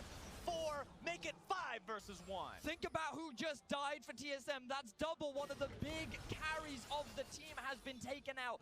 Bjergsen still has no flash, and Misfits have all 5 members. They don't have Baron, but they do got a really big minion. Some call him a super minion in the mid lane. 3 versus 5. Bjergsen no flash. Bio no flash. They do have redemption, but this is a hard defense. Misfits going for the win. If Bjergsen wants to make a name for himself as a legend, this is the time to do it. Only him and the Nexus stand in the way. One Nexus turret gone. TSM have to make their fight with the flash into the taunt, able to find Bjergsen. He's gonna go down soon. He grabs the kill into PoE, but he still falls. 2 versus 4. Misfits still looking to end it. Hunter needs to find his way onto Hunt Sama, but can't quite do it. Another big taunt from Alfari to lock him down, but Alfari drops him. Okay. Alright. The problem with this 3 versus 5. is the Bjergsen execution. No flash. Bio no flash. This wasn't a miracle play by TSM. This was poorly executed by Misfits again. They're constantly poorly executed fights. Okay? Misfits set up on the outside. Take a turret. They should take it slow. One turret at a time. The Nexus stand in the way. One Nexus turret gone. TSM. That happens.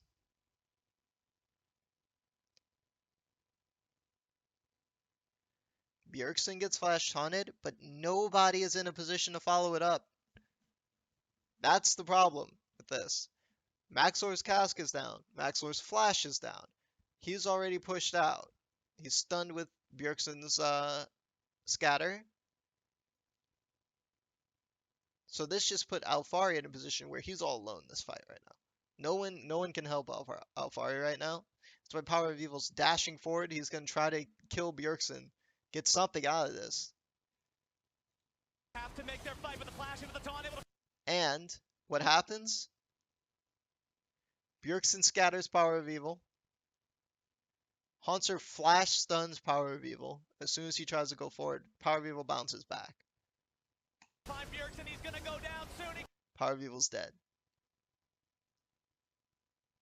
Alright? Their lines are all fucked up. Hansama's under turret. Maxor's under turret. Alfari's under turret. Ignar's like, what the fuck was everybody doing? I have no monsoon. I can't save you. He grabs the kill into PoE, but he still falls. 2 versus 4. Haunter slices forward onto Ignar. That was brilliant by Haunter. Slice forward onto Ignar, onto the squishies.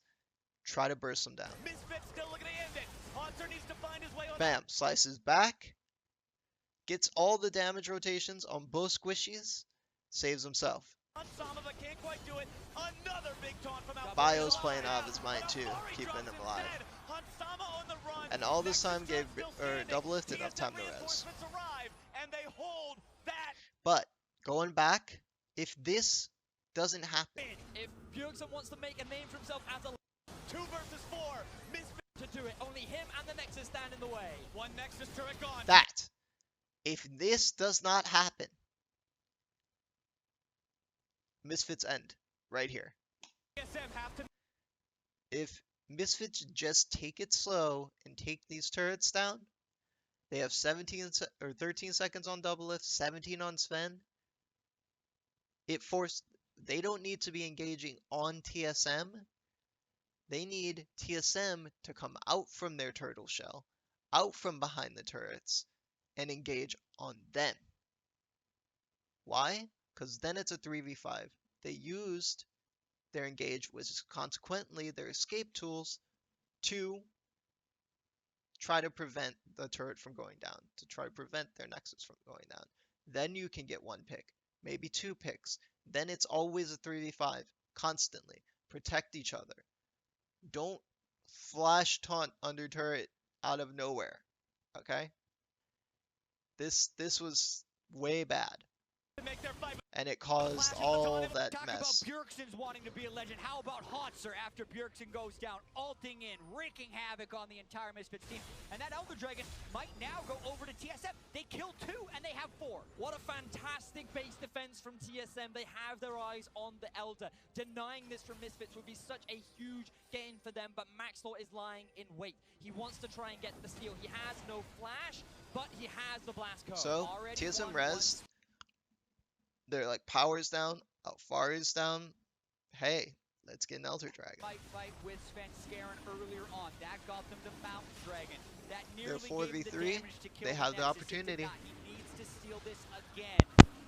As TSM's going for it, it would empower them so much for that push. He's going in. Been a hero this Maxlor's game so far, going for the steal. A little bit too early. TSM immediately Jumps in too early, kill him. Fire. Get a free Elder Dragon. Resets, but it will go the way This of isn't North the end of the America's world for number one Misfits. team. It's only a Well played one there by Infernal Drake TSM. Elder They Dragon, delay but it at Misfits least from ending keeps the game. Misfits from And let's ending. look back at how that all happened. Notice, once again, it's not that TSM is making a good play, it's that Misfits is misplaying. They are constantly making mistakes on their snowball, and it's allowing TSM to prolong this match. Continue. They keep struggling, keep their foot in the ring. Keep their foot in the ring. We're not out yet. We're not out yet. They're like Rocky Balboa, all right? Like, they're not winning. The other team is just not winning either. And this was huge. They flash taunt onto Bjergsen. They get him down. Even though the redemption keeps him alive for a fairly long time, and critically Bjergsen takes down Power of Evil. Who's the next best damage dealer? That's who Hunter goes for. He immediately goes for Hansama, but also knows that if he dies, there's no longer threat, and they're ultimately just trying to buy time for double. If he gets up with home guard, he threatens out of the base, and they keep that one Nexus turret alive. Their inhibitor will also be up fairly soon. Just like we saw with Fnatic and Immortals, this game is a nail-biter. One crucial mistake could determine the outcome of this game. But if you just look at it as a whole, it's 8 towers to 2 in favor of Misfits. They have the kill advantage, but TSM have found the Barons, they have found the comebacks, and they are holding their own in this game. And Hansama is huge. Look at his items. Max items right now, still deathless in the game. He can unleash onto this TSM team. All right, another pause. They do not have very much armor to deal with, and one of the reasons.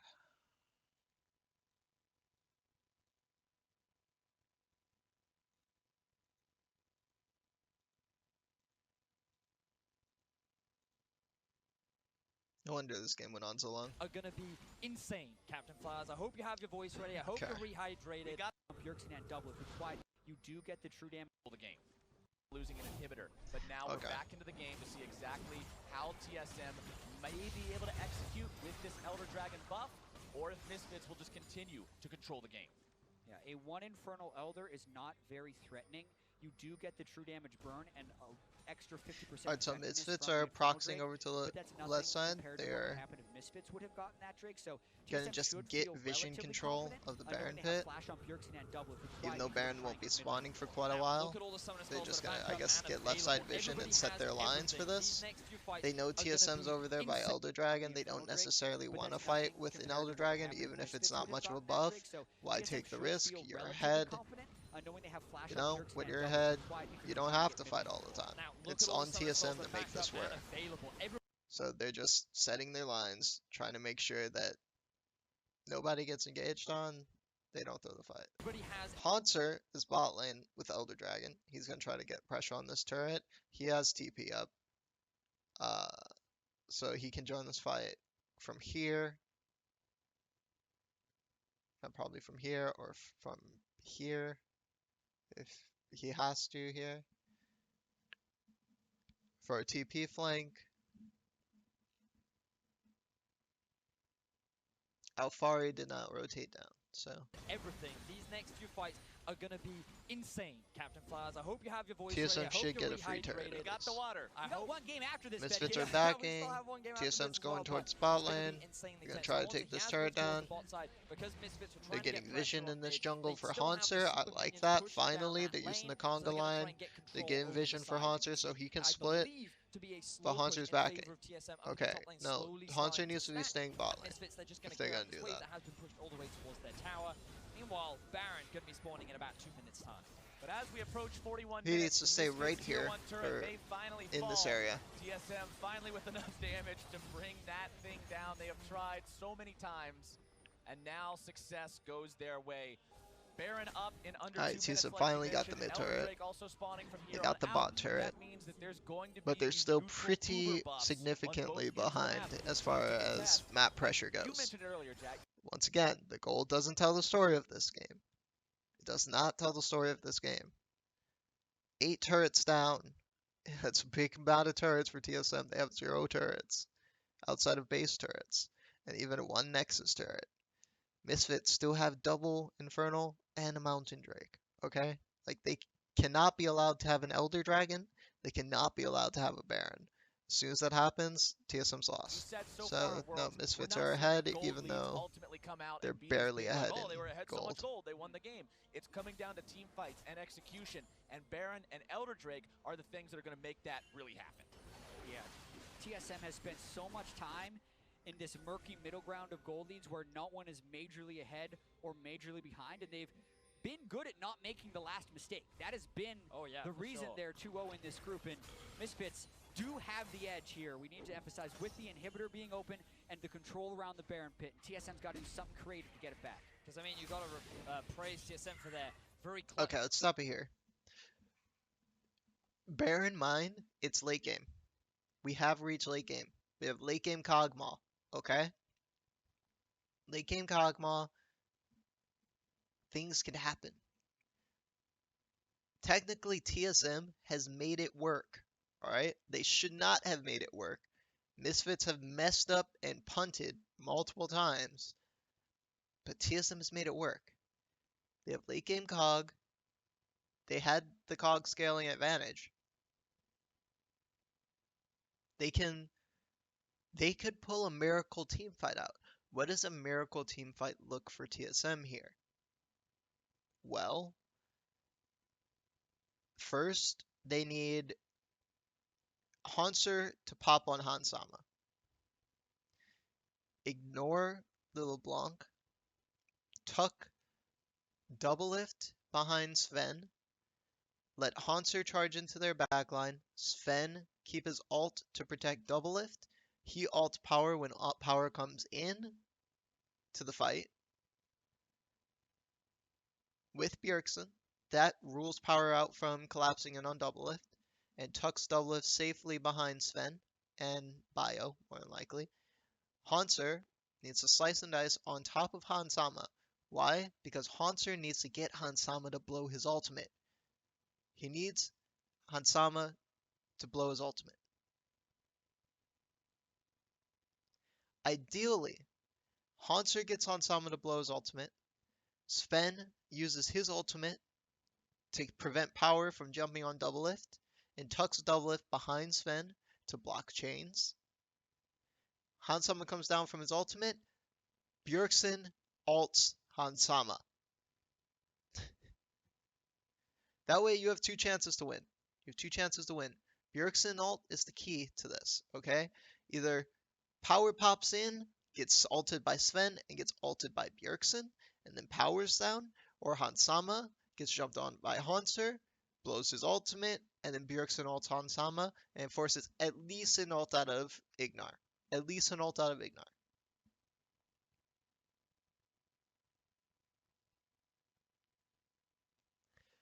And bear in mind, like I said, keep in mind, as long as double lift is able to free fire, As long as he is able to machine gun in this fight, they can win this fight. So just tuck double lift behind Sven. Hold Sven's ultimate to protect double lift. Sven has now become double lift's shield. Okay? He doesn't need to be engaging. He doesn't need to be up front. He doesn't need to click his R button for anything but disengaging for double lift. He is the Maokai that they should have drafted. Decision making, like going for the Baron, knowing when to pick those fights, and one Misfits done a great And that's job what he's of trying to finding do. those avenues to get good fights. It's See? TSM that always just prevent Misfits He's from finally putting being his able to body get in end the front game. of double Now, lift. He's it's saying, gonna be okay, a I am double potential lift's flank, fucking but shield. again, every I single am his spell is up barrier. for both sides. I'm his terrain.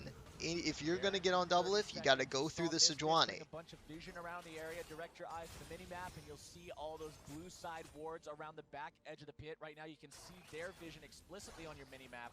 It shows those avenues that TSM might try to approach from if they want to stop Misfits. And just the amount of respect that TSM is forced to show to Misfits right now, just because of how much they've been able to do in these fights so far for a team that we said weren't very good at late game team fighting. This wasn't where the team shined. This is where TSM was supposed to be in their element, but Misfits are going right there with them. It's the Blanc Shen composition. They've been winning fights because they've gotten amazing initiations Right there. from Maxwell.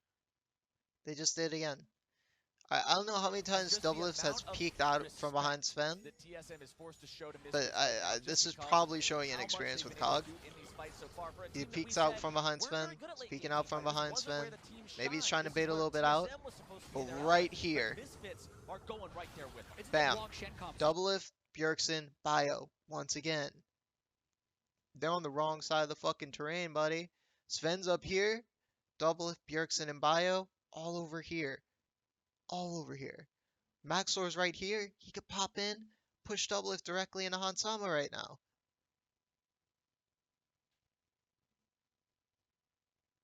Bad positioning. They keep proxying themselves against these walls and leaving themselves open.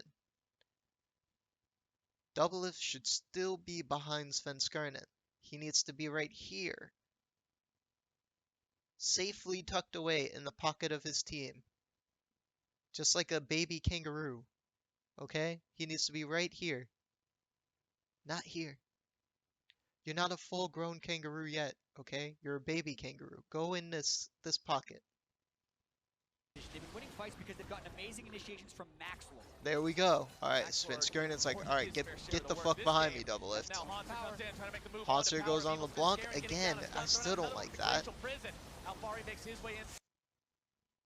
See, I don't like that Haunter keeps using his flash on LeBlanc. LeBlanc is not the danger here. Hansama is dangerous right now. He's the damage. He's the damage threat. Spirit's refuge to provide some protection. Hansama gonna But okay, it's working out. He's zoned Hansama, or he's zoned Power of Evil out off to the side. Power of Evil backed off super far.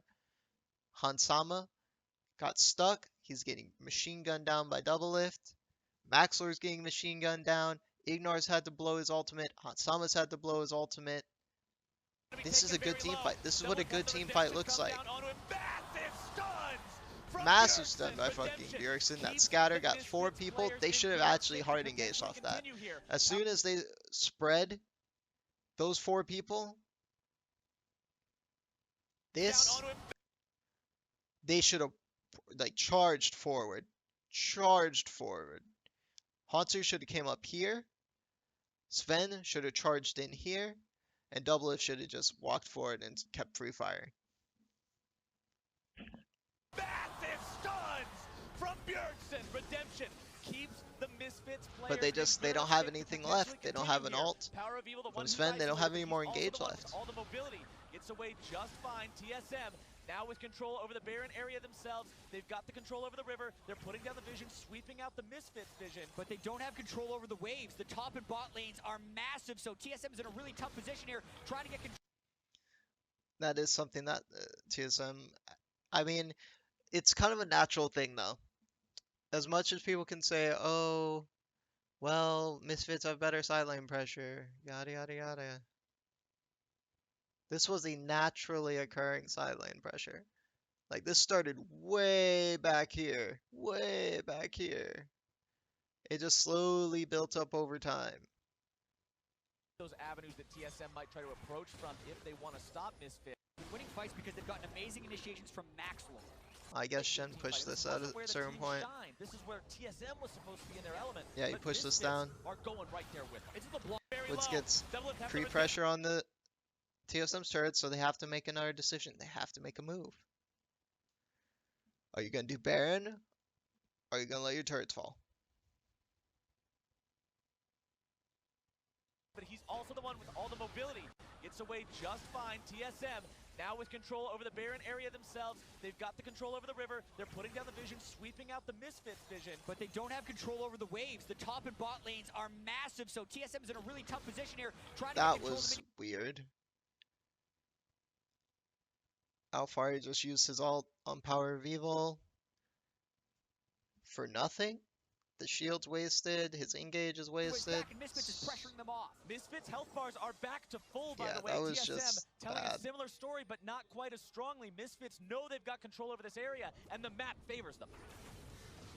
Power of Evil jumping out onto Sven, not really the guy you want to find. The Arctic armor from Sejuani, very effective. See, Sven's starting to play this comp right. He's starting to get it, alright? He used double his fucking wall, okay? He's blocking all the chain engages. He's given Doublelift room to free hit. That's what needs to happen. Every time Doublelift pokes out from behind Sven, my heart jumps into my throat. Like, be a goddamn Joey, dude. Be a goddamn baby kangaroo. Sit in your damn pocket. TSM doesn't answer. And yet again, TSM is forced to make a decision. Misfits put them in this spot, time and decision. Okay, they're gonna go for it. Them in this spot, time and time. They go. And now they're going. Another right here. It's happening again, okay? Because Sven has the tank for this Baron, Doublelift can't sit in a pocket. He can't be a Joey, man. There's no place for him to just sit there and hide. Honestly, maybe the best thing for Doublelift to do, strangely, sit up against this wall. Because they have vision of Power of Evil there. But even with that, Maxor has a good flank over here. But yeah, maybe just sit right here up against this wall and fight in the pit. And if they engage, fight like a gladiator and have your line shift to block the pit. So that they can't get inside the pit and Doublelift can just free hit from in the pit. But he's not doing that. He keeps standing outside the pit, which there's nothing to protect him. Okay, so Sejuani ult comes out, and now Doublelift is completely free. Because Sejuani ult's out, Power of Evil has nothing to worry about if he dashes in. Which is why I kept saying Sven can't keep engaging with Sejuani ult. And Doublelift's positioning, once again, it's bad. Once again, it's bad. He's not tucked in his pocket, dude. He's not. He's on the outside. He's a kangaroo again. He's not Joey. Alright? Like, 3 people have angles on Doublelift from here. 3 people have angles on Doublelift there. He wants it to be right here.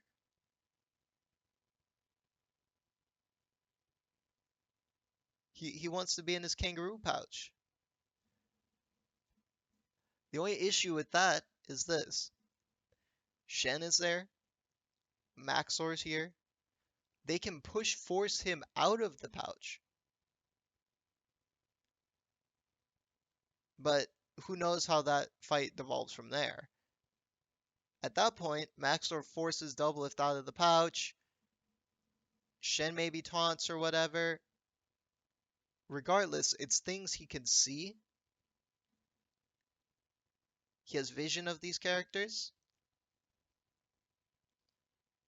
And he can be prepared for it. He has flash, he has barrier. Stay in your damn pouch. Go back in your fucking Joey pouch. If he's there, he has a chance to win this fight. If he's there, Maxor casts, he taunts in, Doublelift can flash right here. And then he has a perfect angle on Ignar. Their engage is blown. He has a perfect angle on Maxor, and then on Alfari.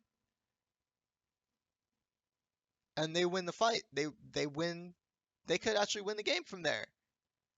But because he's right here, and he's proxied up against this wall, he's not in his Joey pouch. He's dead. Chain lands. Pop. He's gone.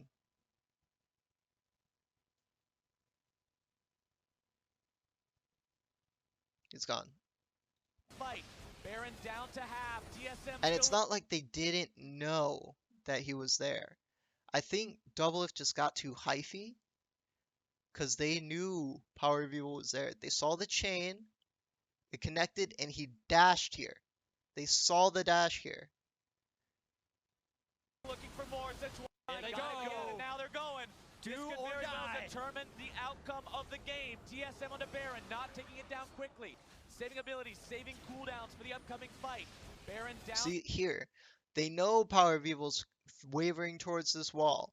They know Hansama is wavering towards this side of the map. To half. TSM still looking. Okay, see? They cannot be up here. It's not possible for them to be here. They see them wavering towards these areas of the map, so they know they're here. But they catch Alfari, and Doublelift just goes, shit, we got one! And he runs forward at Alfari. For more.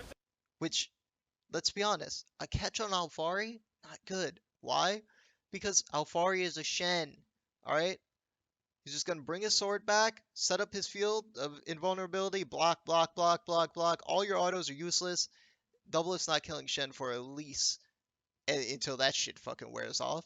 So why charge forward? You're not gonna get anything out of it. Charge this way into your Joey pouch and try to get an angle on Ignar. Nothing. Chain, dead. Bam. Hansama kills Sven Skirnin. Sven, Doublelift are down. Doublelift, or Bjergsen got split off by Maxor's cast, and they're routed. Power of Evil found the chain onto Doublelift. The barrier wasn't enough. They killed 3. The minions are already in place for Misfits to end this game. Misfits know they can win this one. Biofrost can try to waste as much time as he likes. Haunter respawns from the GA. Alfari grabs the kill, and Misfits push up mid. Misfits, the underdogs in this game. No one expected anything, but they bit hard down onto TSM. They're gonna get the upset win. They're gonna get the game. They stopped TSM from having the perfect week 1 in groups. They grabbed the ace at the end. This team was excited to play against TSM. They were It's that excited simple. at the prospect of shutting up those chants. And Okay. Alright. There's nothing to be said after that. Like, both sides made awful, grievous mistakes throughout the game. Throughout the game. And I understand as things evolve in the game, as things progress, you're gonna have to throw a couple audibles. You know what I mean? Mistakes are gonna be made. You gotta make plans for the plans, and everything goes to shit till you get punched, or when you get punched in the face. All right, like you have a plan till you get punched in the face. But you can tell, like this is why it looks like a solo queue game. They're making calls, but there's no setup. There's no pre-planning. There's no 5 minute and then we do this. There's no, okay, let's send a Haunter here and then we go Baron. There's no, okay, we know that they want to dive us between 3 to 6. Let's let bot play passive, let Haunter push up so Shen can't die for free, and then we're gonna protect our Renekton so that he can pressure. He can like keep wards up there, keep Sun up there, so he could keep Shen under turret. So if they do dive us, we at least get the first turret. We reply. Instead, it's like they're just going with it. They're going with the flow. They're playing solo queue. And that's not something you can do in a team voice comm game. In no other game is it played like this.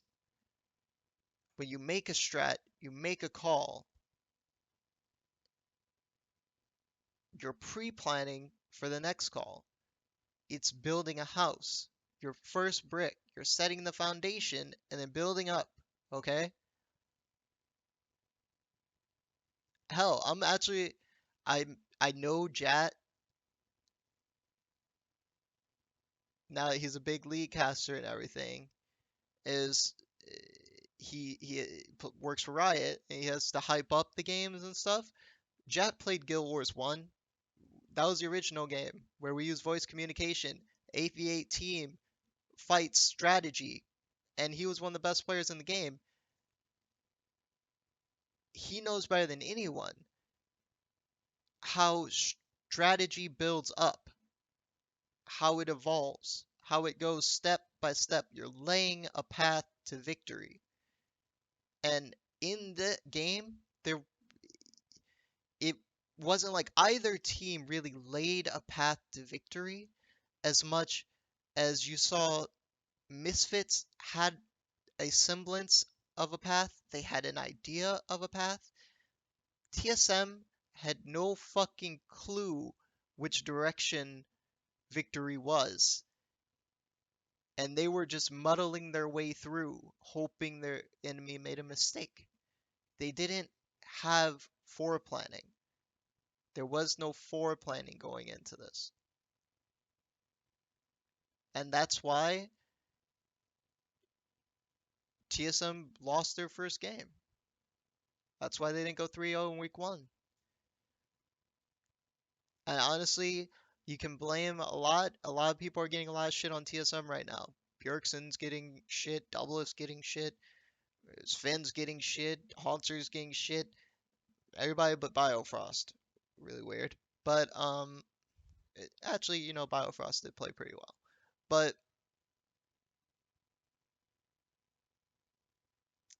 it's not all on one person. This is like a a glorious holy shit fest of mistakes, okay? That has led up to this apocalypse that happened. All right? It started with the draft, it started with Parth, and it ended with Doublelift. It was a storybook. But you can't rule any of it out. Now, are people right in saying that Parth had a good hand in this? Yes. Because I refuse to believe that this was a composition that TSM has practiced with. I refuse to believe that. Because this composition, it shows they have no forethought in this composition. So it makes me believe that they haven't played it before.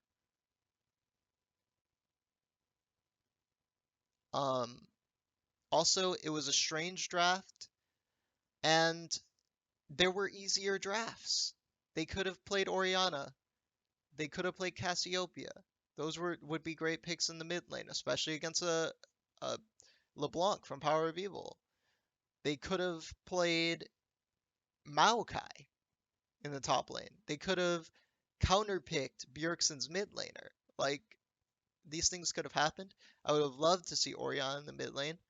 Love to see the shields on Doublelift, the extra defense for the Kog'Maw. Love to see Maokai. Love to see the extra roots, the stuns, the snares to keep people away from their AD carry.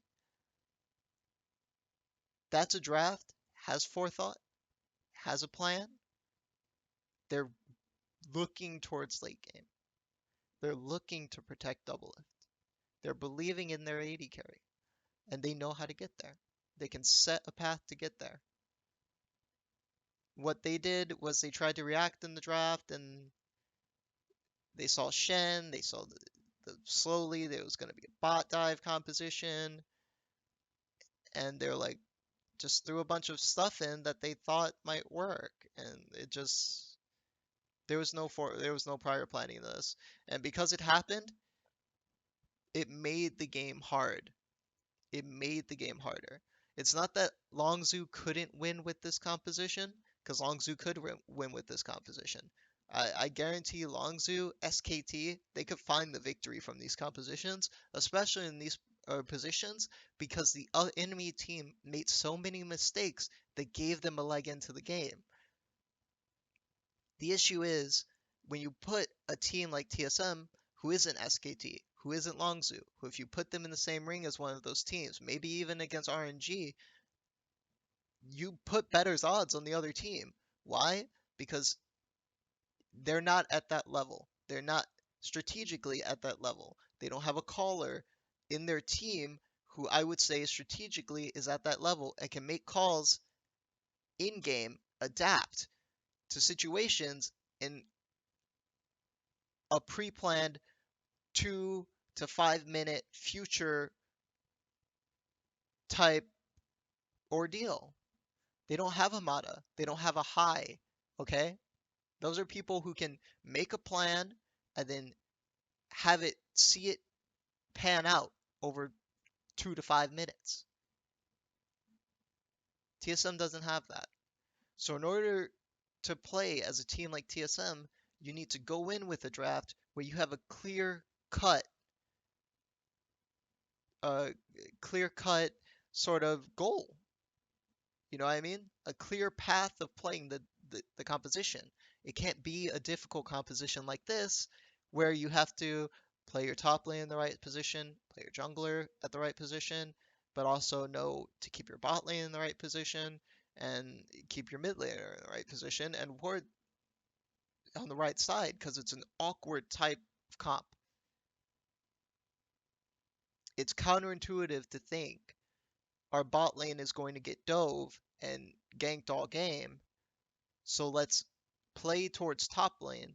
Let's keep vision in the top lane. Let's let our top laner push and get an advantage and get damage on their top lane turret so that we can get top lane turret first if they decide to dive. And let's let our bot lane play super passive, play under turret. As soon as we can feel a dive, send our bot lane back. Let them have the turret and we'll trade it. And because of that, because the composition was more difficult to play through, you see this. That's what happens. So that's game one. That's TSM's first loss of a 4-game series, I guess, that I'll be doing. And thank you for stopping by if you watched it. And I'll see you guys next time.